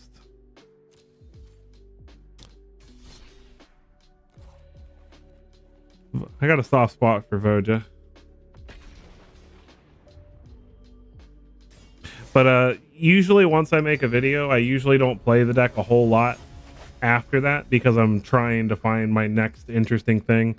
And especially because I try so hard to make things that are off the beaten path, you know, it's hard for me to, you know, usually like if I find a deck that I'm like really confident, like this is going to be the next big thing, like even if everybody else isn't playing it, then I'll try to get a lot of games in with it. But usually that's after the set's been out for a little while, and you know, I'm not trying. Like right now, I still have so many decks I want to build and so many cards I want to try. This is a little slow creature-wise, but we're not on the play. This is a great hand against mono red.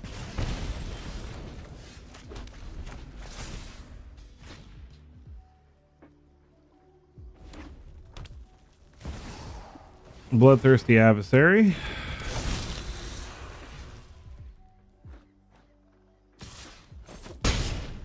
I love Yavimaya Iconoclast. I think it's a very underrated card. We're gonna go. I'm gonna play Llanowar Loam Speaker here. We're gonna take a little more damage this way, but if they tap out, we can block the etching, and then we can cast both Lightning Helixes next turn, or play like Leaf Crown Visionary and a Lightning Helix, something like that. They play Godric. Yeah, so they don't get in with the etching, which is fine. So we can Helix the... Okay, cool, we drew... So we'll Helix the Godric. Helix the Adversary. And then next turn we can get Voja down. They could still have a very powerful turn and put us on the back foot here, but I mean, that's just the news when you're playing mono red on the draw.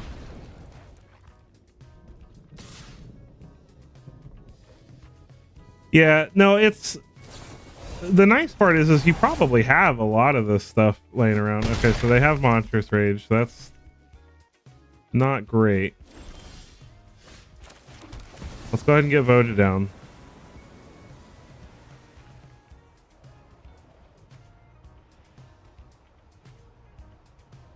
And then we can play a bunch of elves next turn and just put a bunch of counters on everything. This should be very hard for them to kill. I mean, they could kill Voja in combat. Let's see if they scry to the top. They put it on the bottom, so that's good news for us. Mountain. So they've got one card. Sokinzan is not going to do it. And now we get to kill their Kumano. We're still in a position where we're probably going to die to like... I guess we play Iconoclast. I'm not gonna give it haste.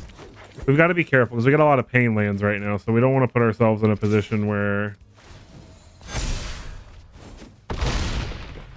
Because like next turn we can kill them, but we have to survive the turn. If they top deck a Lightning Strike and we pinged ourselves with our land, we're going to be sad.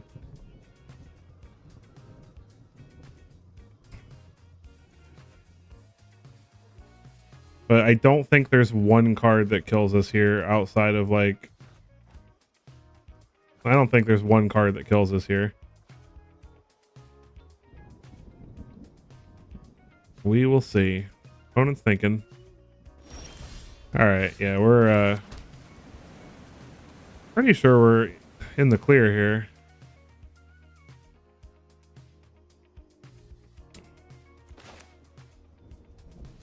It's gonna play this Leaf Crown Visionary.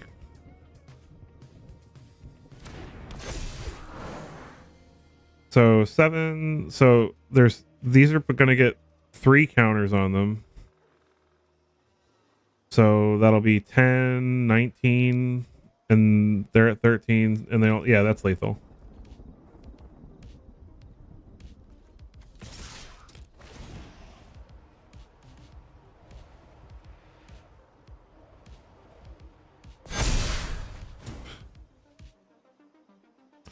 That is lethal, sir.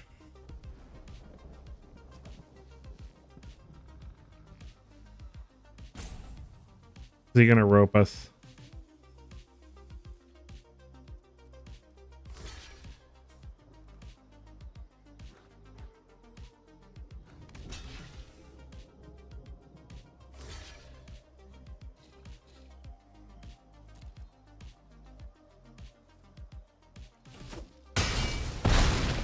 GG. All right. We beat Mono Red on the draw.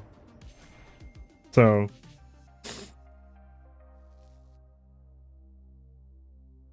with what most people would consider a clunky 5-drop. I don't know. I think Voja is just a beast. I think Voja is good even if you're not playing elves in the deck. Like a 5-mana 5/5 Vigilance Trample with Ward 3. Like, it's really good.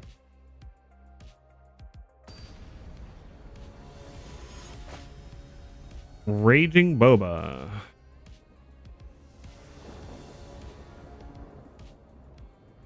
Opponent's going first, and we've got a lot of 3-drops and not very many things to do before that. So we're gonna mulligan, I think. Although we do like these 3-drops. This is at least a little better. We really hope that we find a... We'll put a Sentinel back, I guess. Hope that we find an untapped green source. Yeah, if it didn't have Ward 3, I don't think it would be playable.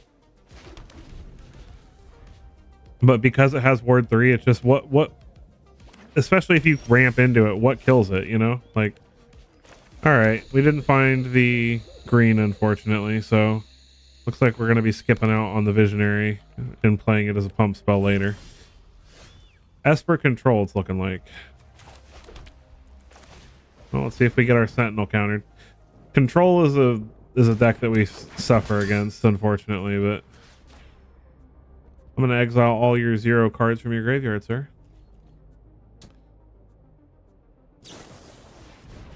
Yeah, Mono Red's win condition is going first. Very true. Maybe it's Esper Flash. I like Esper Flash. Esper Flash is cool. They scry 2 to the top. That's not good for us. Probably means removal spells. Or Wandering Emperors.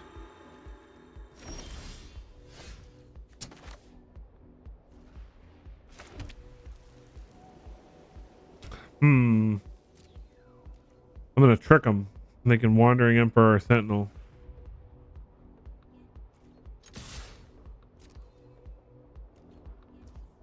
No Wandering Emperor, alright.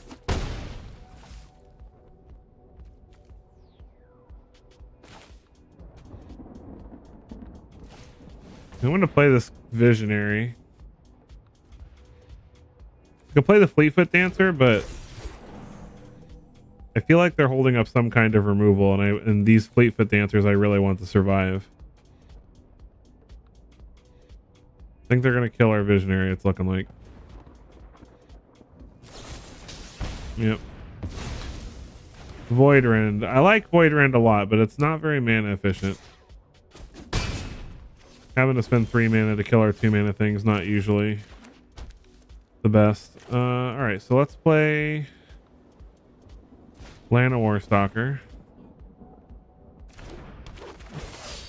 I'm just gonna keep these Fleetfoot Dancers in hand until they tap out for something.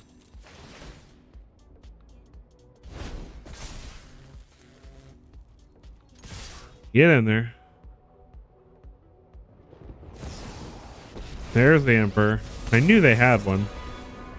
Anyone who harms my people must contend with me. All right, so Sad to see you go.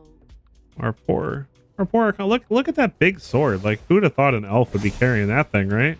Remember your training. So they leave back the Kutsuli's flanker. Well, the question is, I think I'm gonna play a Prowler here.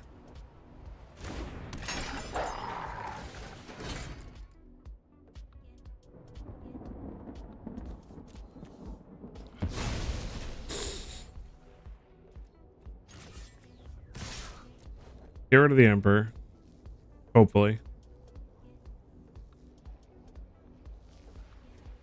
It's gonna keep sandbagging these Fleetfoot Dancers because I want to get that actual damage out.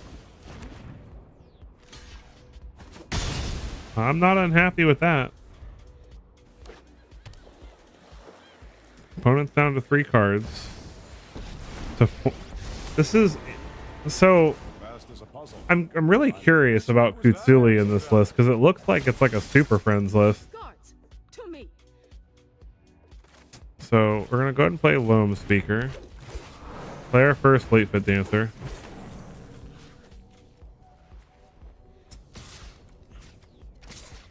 I'm more scared of Teferi right now, so let's get him out of here.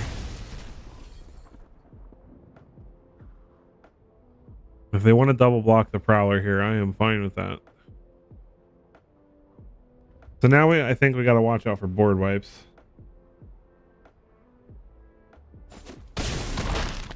They don't block at all. Well, that makes me believe they don't have any board wipes in hand. If they had board wipe in hand, they would have protected their Planeswalker at all costs. Another counter on that. Strike hard. Are they just gonna like surprise draw cards and make that thing bigger? Wait, I'm so confused. Why? They just to get the 4 damage in? That made no sense. Years of training for this.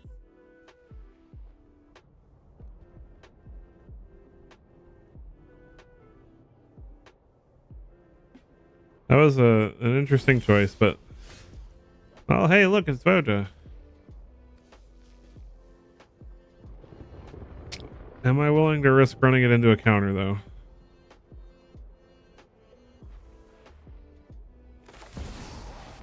Well, risk it for the biscuit, right? We're gonna get no more lies. Hey, he resolves. They have enough mana to pay the ward though at this point. But still, it's still their whole turn to kill it. If they want to void rend it, it's literally their whole turn. Memory Deluge. Digging for more board wipes. Tell me they whiffed. Nope. We get to draw a card at least. Biscuit acquired.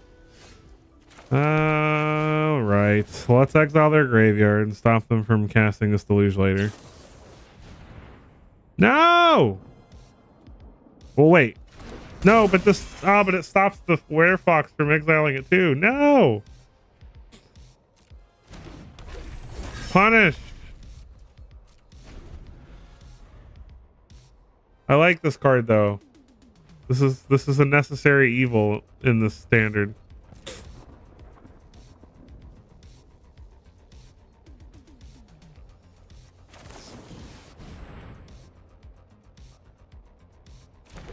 We gotta get aggro.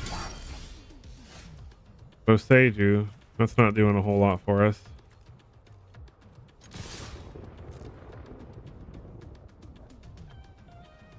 This is looking a little grim.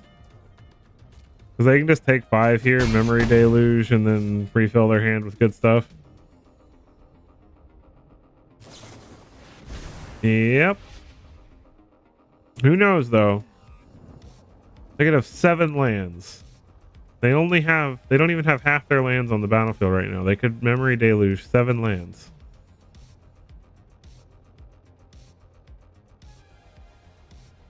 Never give up. Never surrender.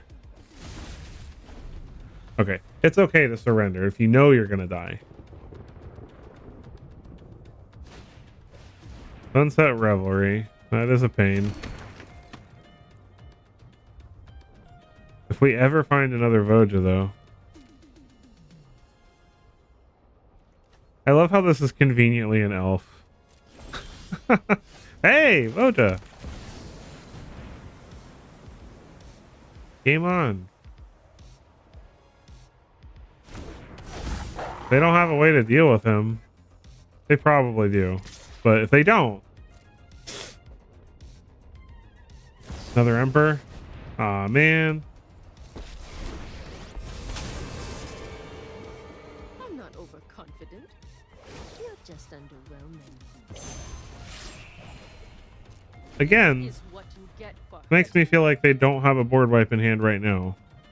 Because if I'm the control player, right, then I just block with a token, wipe the board. You still play the Emperor, but instead of exiling the thing. this fight. So if they don't have a way to remove Voja, we're still in pretty good shape. Start drawing cards.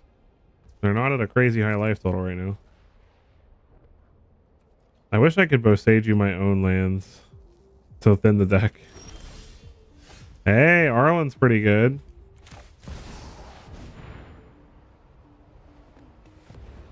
Got a counter for Arlen? Or are we going to draw 3 cards? Aw, man. Just ruining all our fun.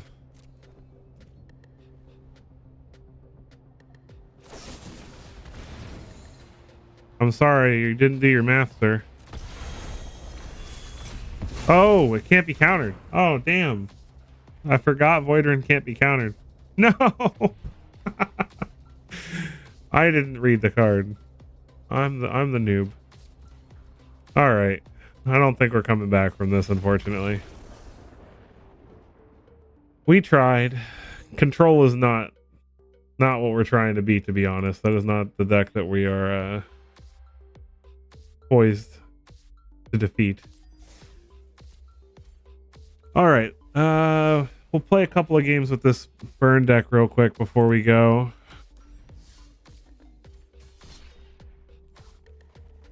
And see if we can have some fun with this real quick. Just showcase some of the stuff I might be making videos about in the future.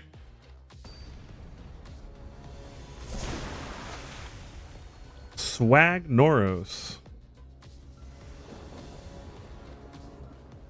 All right, we go first. Got mechanized warfare and a bunch of ways to blow up the board, so maybe we'll play tokens and make them miserable. This deck's fantastic against Boros tokens right now. It's mono red. We're pretty good against them too. Well, we got a lightning strike. Kill the Swift Spear. Oh, it's blue-red. Interesting. Another Swift Spear.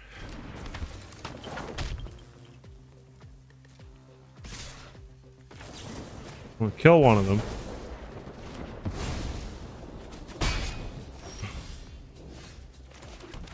Play this mechanized warfare.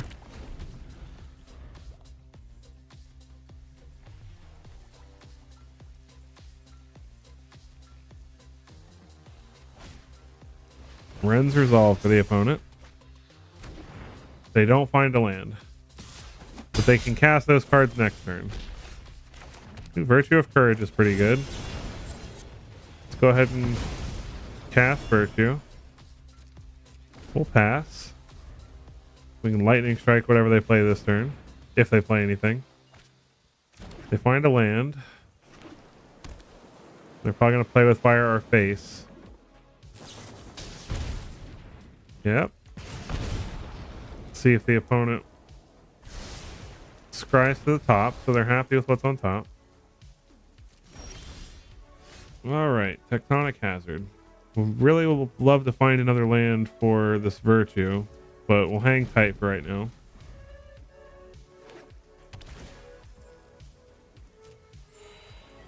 Plus water close for the opponent.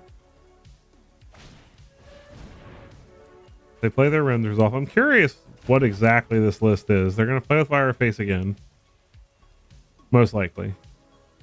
I'm not quite sure what this is. And it looks like some kind of spell slinger deck. You know, maybe they're playing the new Malek.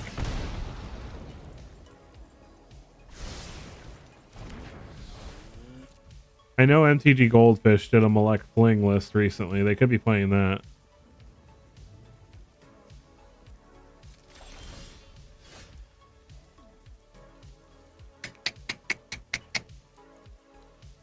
Is this an instant? It is. We'll keep it in hand for right now. If we ever find a land, we can start going off with this Virtue. Sleight of hand for the opponent. So it might actually be the Malek list. So what do they have? They've got 1, 2, 3, 4, 5. So Malek would be a 10-10. So they're pretty close to killing us actually with it. I'm gonna go ahead and lightning strike their face. We gotta start getting some damage in here. Well, Thermo Alchemist isn't bad.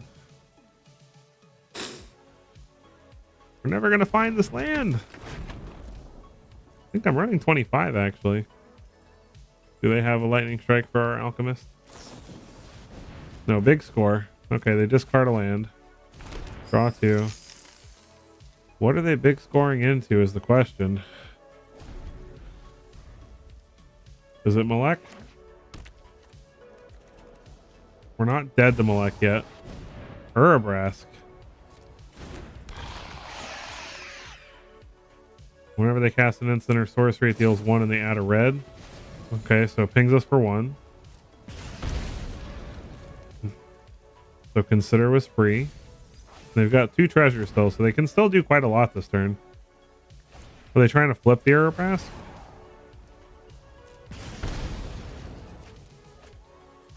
Swift Spear and Ancestral Anger. Luckily that doesn't give haste. They play with Fire our face, so they can... I think they can flip this turn now, right? Yeah, so they can flip the Urabrask. We're down to 7.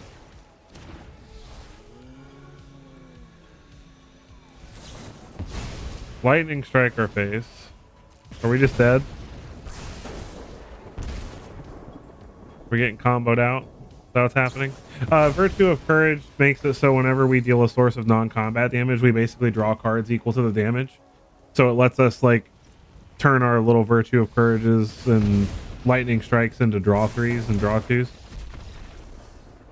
We got comboed first. Oh well. If we'd ever drawn a 5th land, we probably would have killed them way before then. I also kind of regret casting that lightning strike at their face when I did.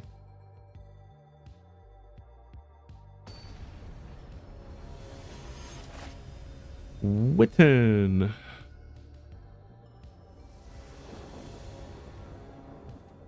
No lands. This is better. We'll put Rakdos back.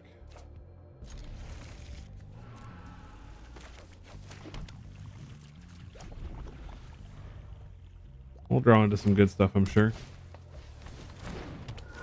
Well, that is definitely going to die.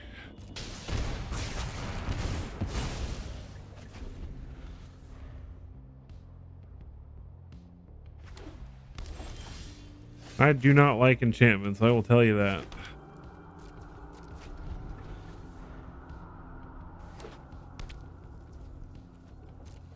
Luckily, they don't seem to be doing a whole lot. We're also not doing a whole lot. I'm gonna Field of Ruin their farmland, thin the deck out some. Hallowed Haunting. That's a problem. I should have done that at the end of their turn. Don't be a noob like me. Wait till the end of turn. Let's get a mountain.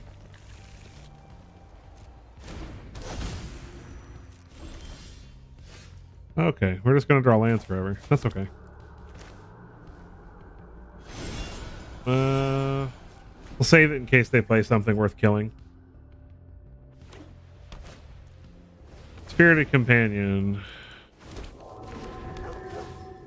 Yeah, they're just gonna start making a whole bunch of stuff. Weaver of Harmony.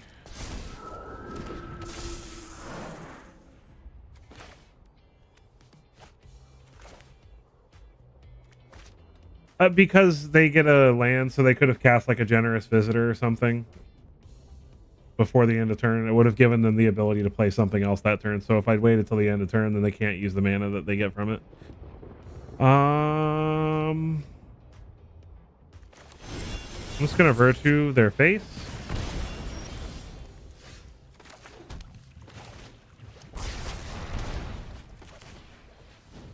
Because this feels really good.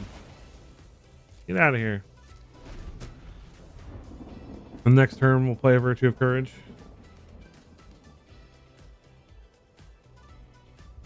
And then every burn spell we draw from there on can just throw us into more stuff and more stuff and more stuff until we have lots of fun.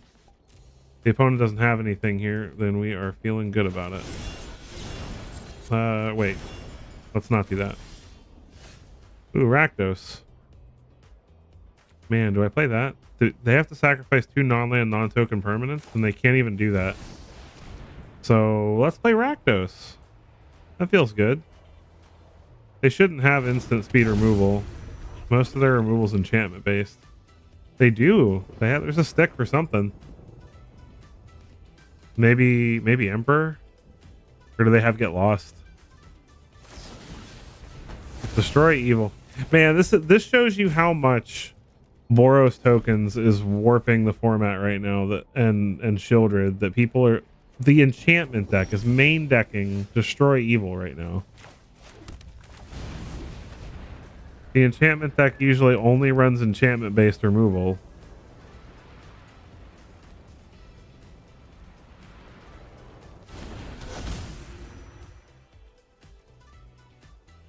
We got a creature land now. And let us discard our extra lands, maybe. Yeah, when you Field of Ruin, it comes in untapped. Alright, they have a Borrowed Time for our Virtue. Sad face.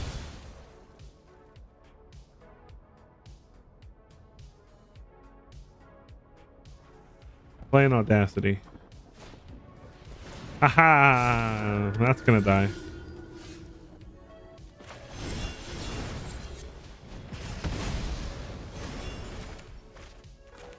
They draw a card. Play another Virtue of Courage. See if they have removal for this one.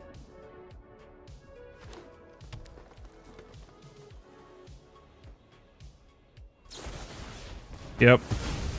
God, all this main deck Destroy Evil is becoming quite a pain.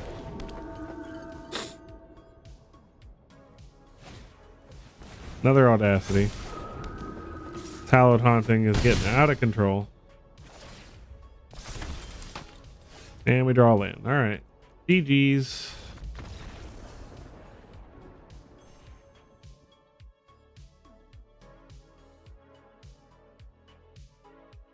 To be fair, I think we've just had a couple of bad, I draw all my lands and all of my burn and none of my stuff. That does fun things. And them just having main deck enchantment removal when usually all their removal is for creatures and enchantment based. Hinata N1215. Opponent's going first. This is a much more interactive hand. I need to find another red mana. Domain! Well, this Field of Ruin's going to be nice. Get the Thermo Alchemist down.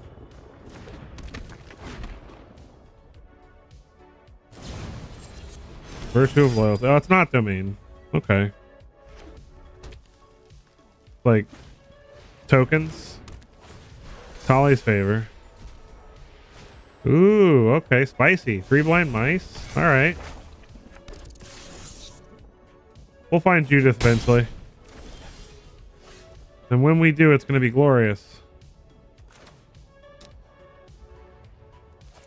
We don't need the field now.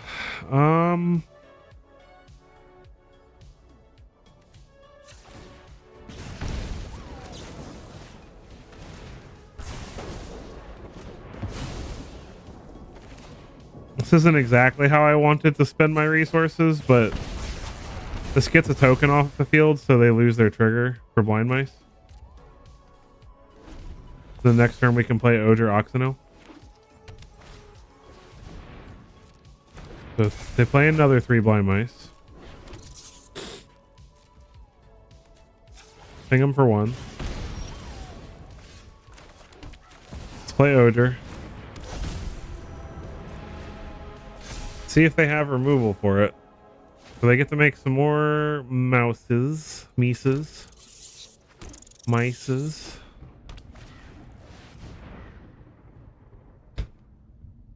The token deck's playing Sunfall. At least we get to ping them for 4.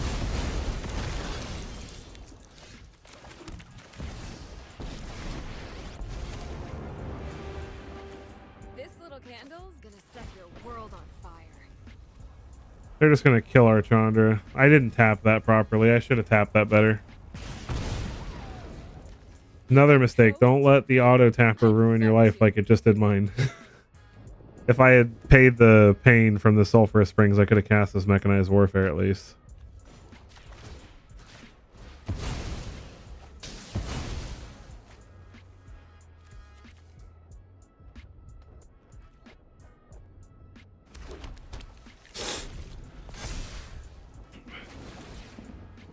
Not gonna give up. Not yet. Well, that's pretty good. And into a Geological Appraiser. Into something else. Into a War Leader's Call.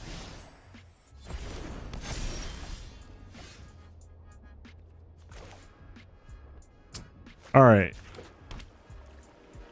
Here's what's gonna happen. We're gonna draw Judith. Right now. That's not a Judith. A little hot-headed. So what?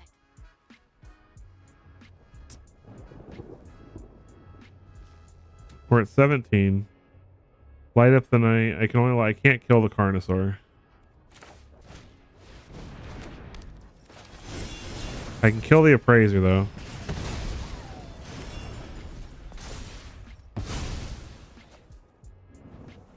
We're not dead. They may go after the Chandra. Oh wait, no, is that lethal? It is. Okay. I lied. We are dead. Alright, BR1TTV. It was good to see you. I'm still working on this one. But I really think it's just been bad matchups. We have I built this deck mostly to fight Boros tokens, and we didn't play any Boros tokens list, so. Thank you. It was good having you here. So thankful for all of you guys being here. It means the world to me. All right, we'll play a couple more games at this.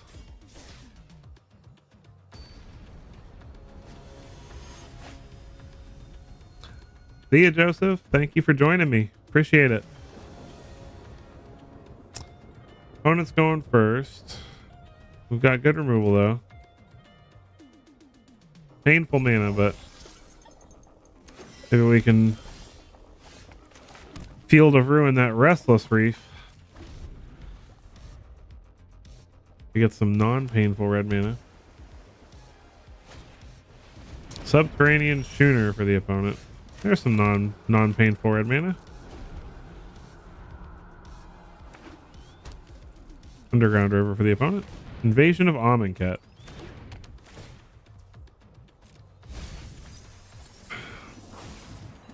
We'll discard and end the festivities. So we've got Bat and Alcazats in the yard. Okay, we're definitely gonna get this mechanized warfare down. So that way we can lightning strike the boat. Play Malcolm. We're gonna power up the boat.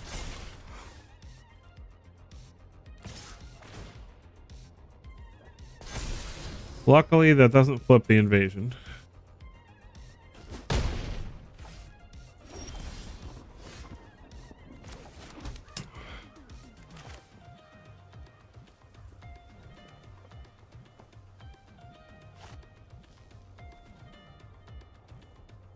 Let's hold.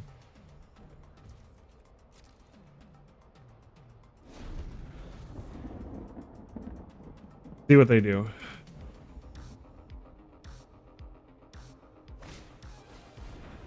Play the Spyglass Siren. Probably use that to power up the boat.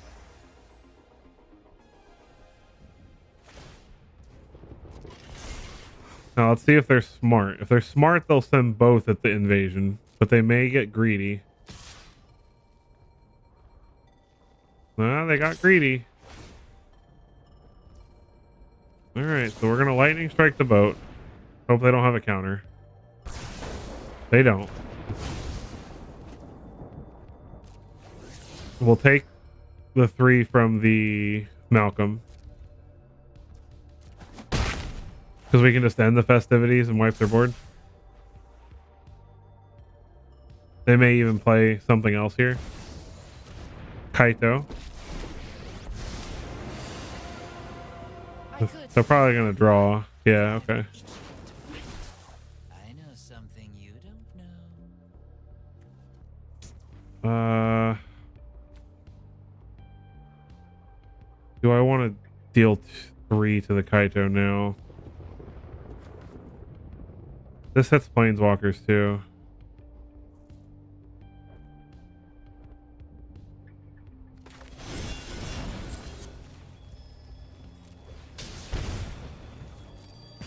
I'm gonna hit that for 3 so they can't make a ninja with it later.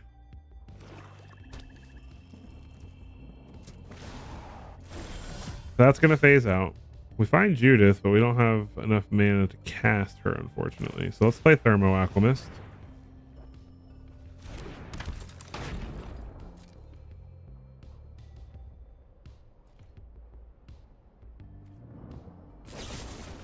I have a cut down. Alright, well, in that case, we'll go ahead and wipe their board so they can't flip this invasion.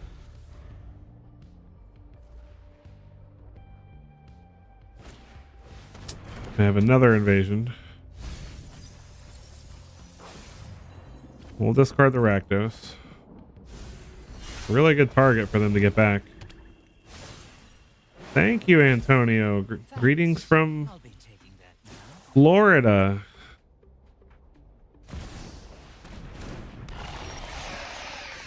It's like a lawless swamp version of Brazil, kind of, maybe. Gix is a problem, and we just cannot find lands. Man, I'm just not having a good luck with this deck tonight. I think the magic odds are telling me to try something else. There's multiple games where if I just drawn lands, and I'm playing 25, so it's not like I'm not playing enough. So let's try something else. Let's try.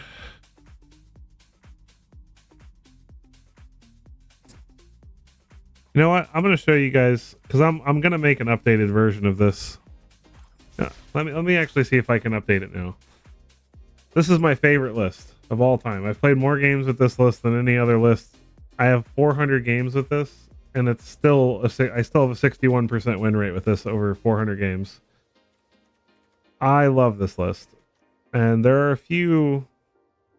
So we're gonna search legendary humans and see what new stuff we got from Murders. So Tomik was one of the ones I was thinking about.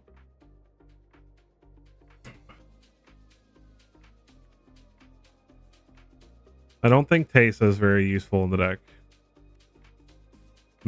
Nor Mask Girl. I was really liking Tomik though.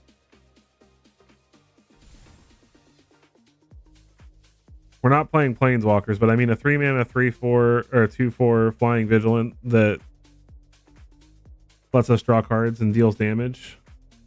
Seems pretty sweet. So I'll try a couple copies of this. And then I also like Kellen too. So let's see, what can we consider cutting?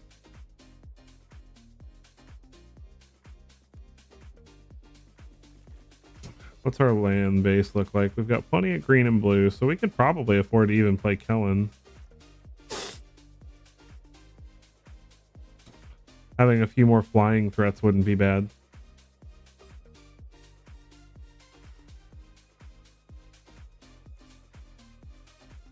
How many lands are we running? I think we're running 25 lands. Did I cut it down? Maybe we cut like a Thalia. Let's get off the crafting screen here. Cut like a Thalia. Maybe a Catilda for a couple of these. I like Tomik. The card I don't think anyone's really... This is really good against aggressive decks. Got a good stat line. Vigilant, so it attacks and blocks. I like Lauren. I like Aneepa Call too. Shauna. I've been a little bit less impressed with Shauna lately, so maybe we'll take Shauna out. Does Deadly actually do anything in this deck? Triggers a few things twice, but only right in the beginning. Triggers Halana and Elena twice, which is kind of cool. But most of the rest of this stuff, I guess it also...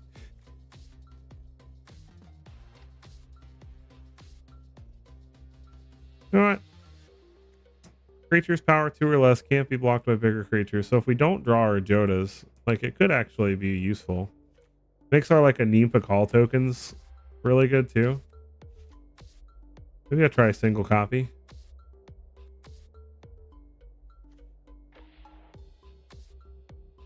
No, we'll try 2.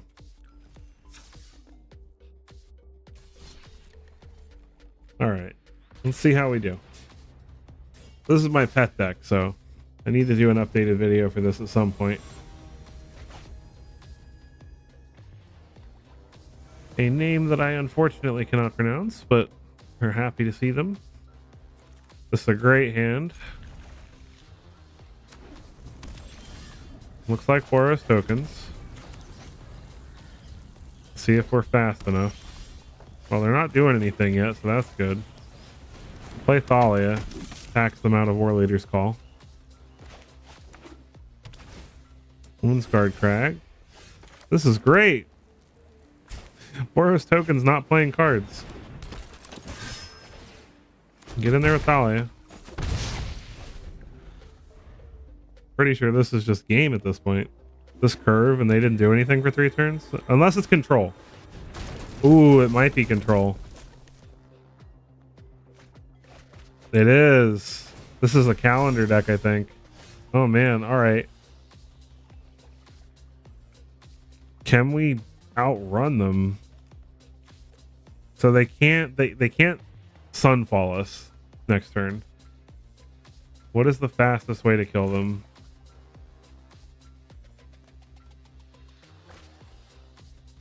I think I'm gonna play Lauren, kill their Tunnel Grinder. Get in there. Alright, so we've got lethal next turn if they don't wipe our board. Now they could have Brotherhoods in. Yeah.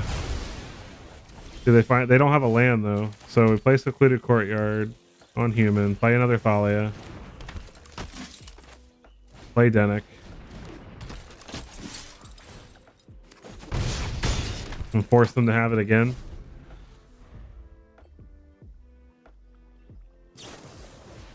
Union of the Third Path is not going to cut it. That's a lot of life, but they're up to 12. Okay, maybe that cuts it. Just barely.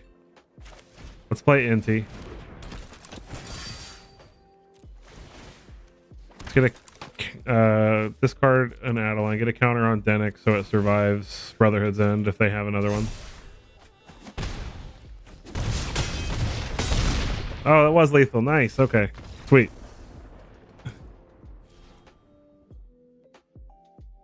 All right. Start getting our rank back. This is anytime I'm sick of losing rank because I've been playing too much jank, this is the deck I pick up. I've honestly been playing it without any additions from the new set and still winning.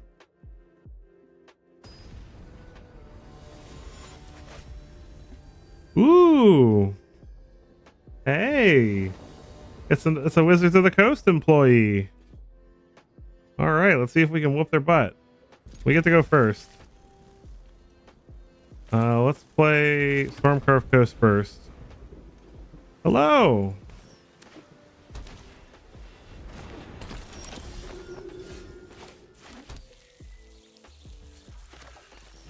All right, it looks like they might be playing the life gain deck. There's a Voice of the Blessed. All right, this Urtai is going to be real useful.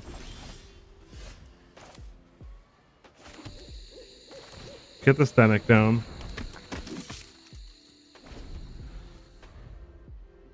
Opponent says, nice. Good game. Are they just that confident that we can't do anything about their Voice of the Blessed? I'm getting BM'd by a Wizards of the Coast employee. This doesn't feel very nice.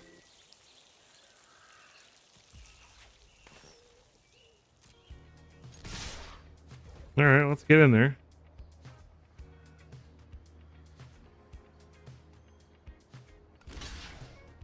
Opponent's gonna double block. Well, we'll kill her Denley.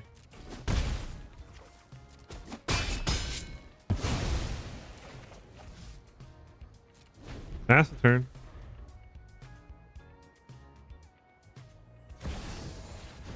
They have another one. All right, well, let's go ahead and Urtai the Voice now that they're tapped out. They'll gain 2 life, but that's fine. They no longer have good blocks anymore. We can play our Adeline. Or an Impa call. I like that. Let's start going wide. They want to block with Denley to kill our Urtai. I'm game with that. Look at that. Don't BM before the game's over, man. They might still whoop our butt. But I mean, the whole good game just because they had a 5/5 Voice of the Blessed. Elias Ilkor. Amalia. Alright, that's going to get out of hand really quickly. Luckily, they found 2 lands the first time.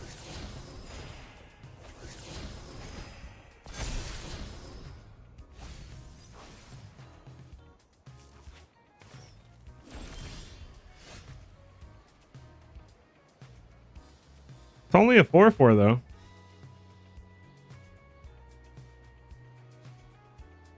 Let's see.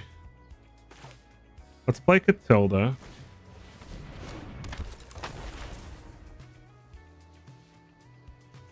Play Adeline. Get in there with Urtai. Make a boatload of tokens. The only way we're going to do anything. They've only got 2 non-lands in hand, so it's not like this is an impossible win for us, but it's not looking great. Assemble the players so they can start playing things off top of their deck. There's a Voice of the Blessed. Now that's a problem.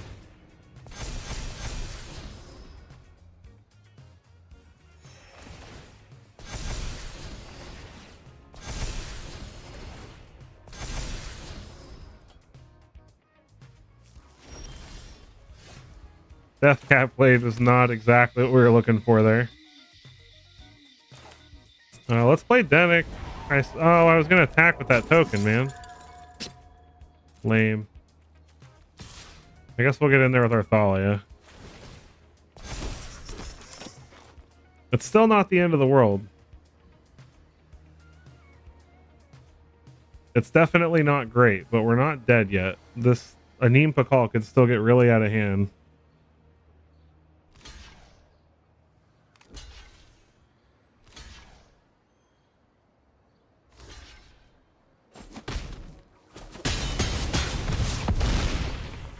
I'm not going to give up, man. We get a clue token.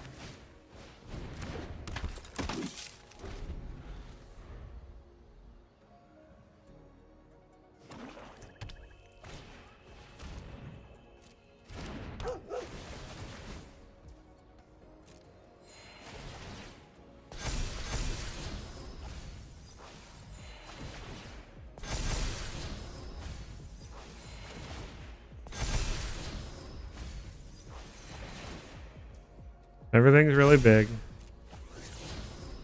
We get it. We play an Amalia just to get a bunch more triggers.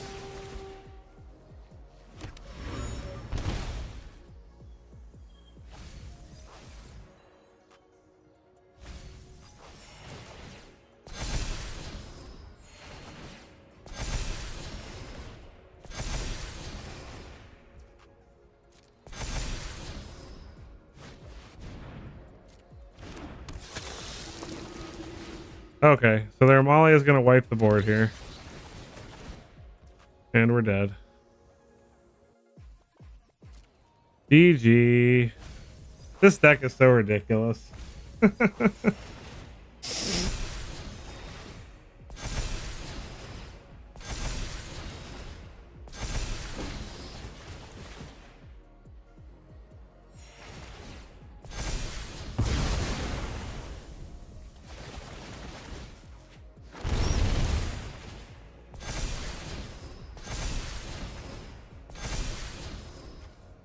I'll let them do the thing.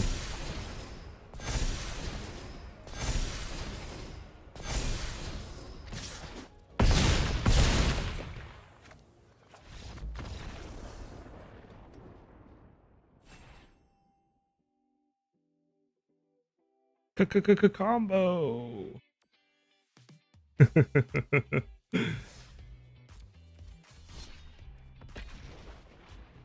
All right, let's get one more game, one or maybe one or two, one more probably, before we call it a night for the stream. SBW. Opponent's going first. This isn't a bad hand though. We'll keep.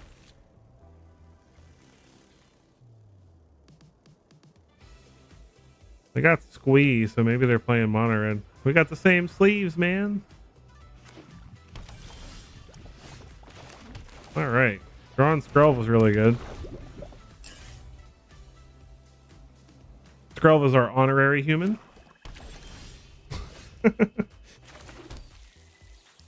Human. Denic.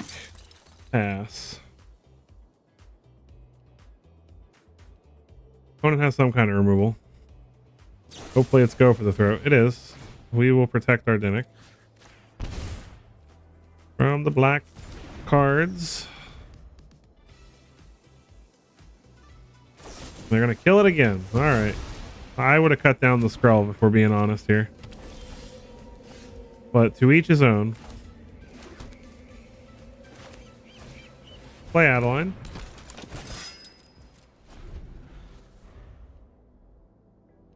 Because see, now they have to kill our Skrelv before they can kill our Adeline. Yep. They discard the Carnosaur, so they're probably doing Reanimator stuff. Playing Impakal. Get in there. Making some tokens. This deck is so fun. Oh no! They killed our Nadim Pakal. How rude. Well, there's a Mishra though.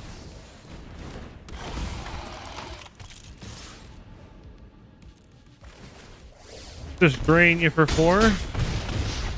Bonus down to 2. Theological Appraiser. I don't think that's gonna do it for you. Go for the throat. Nope. They can kill our Adeline or our Mishra, but we still have lethal.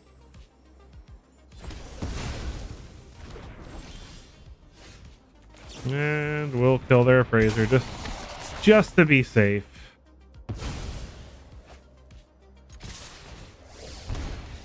All right, that was a quick one. We got time for one more.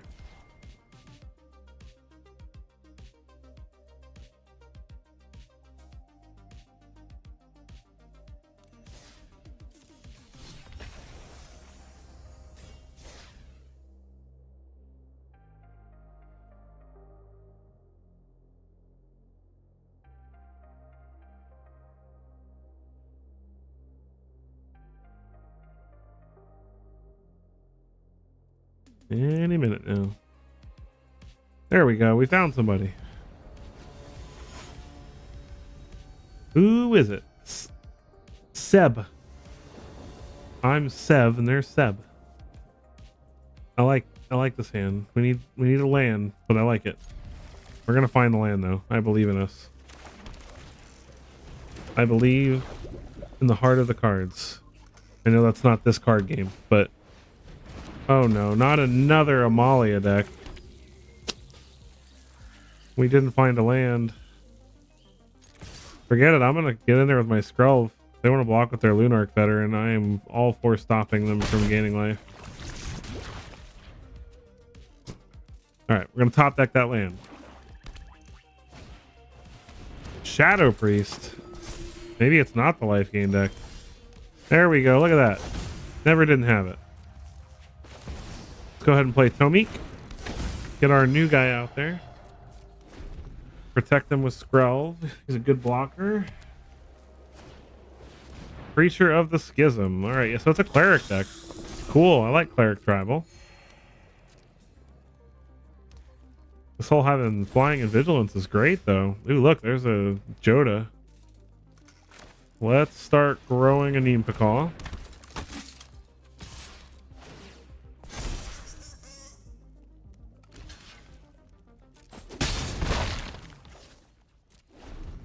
I feel like they used a really weird bird sound to make the sound for the gnome tokens.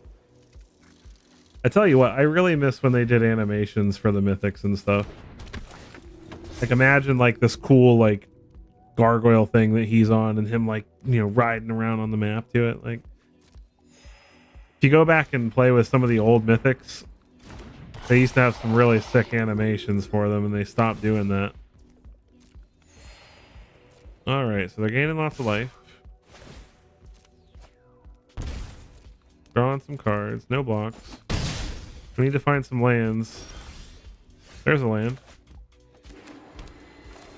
Let's play Halana Alana. Put some counters on a Neem Pakal. Get in there, make a bunch of tokens. And then if we draw a land, we can play Joda with haste. One blocks all our gnomes. Poor gnomes.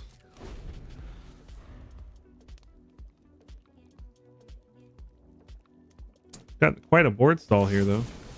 No, we're definitely not going to let that happen if we can avoid it. See if they also have a go for the throat to get us. No blocks. There's another scroll. Well, no land, so we'll play Adeline. Counters on a Neem Pakal. Get in there with Tomik. Make a buttload of tokens.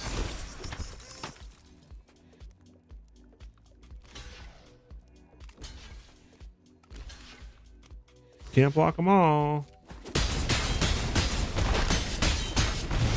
And it's only going to get worse.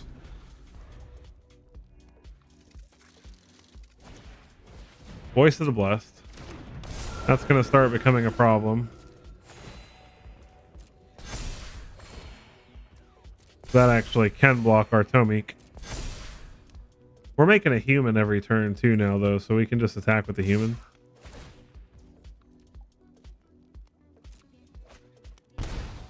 No blocks.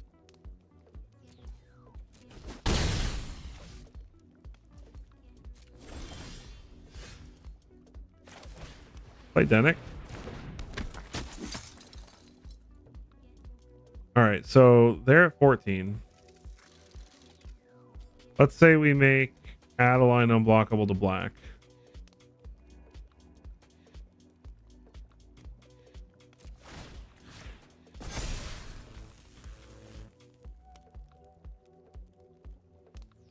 They can block 5 things. We're going to make 10 tokens.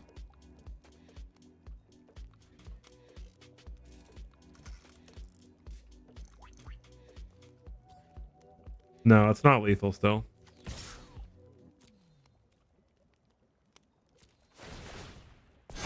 We're 1 short of lethal if we attack with everything. So better to play it safe.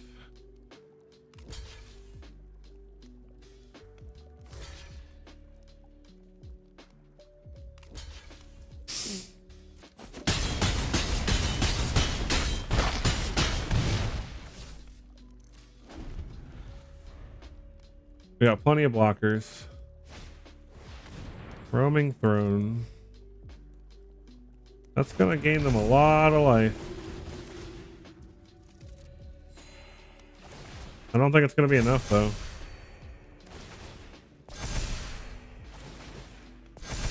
And we can block the voice.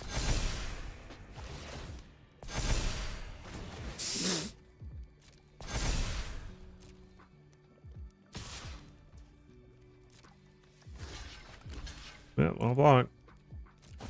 Alright, now this turn they're dead, so.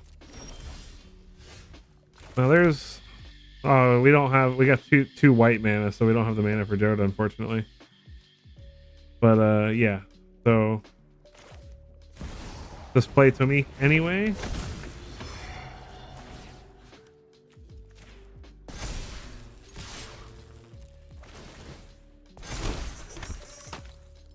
None of that stuff has lifelink, so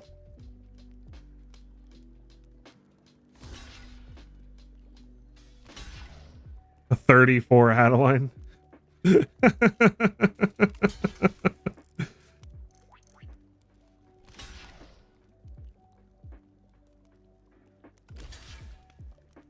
GG, my friend.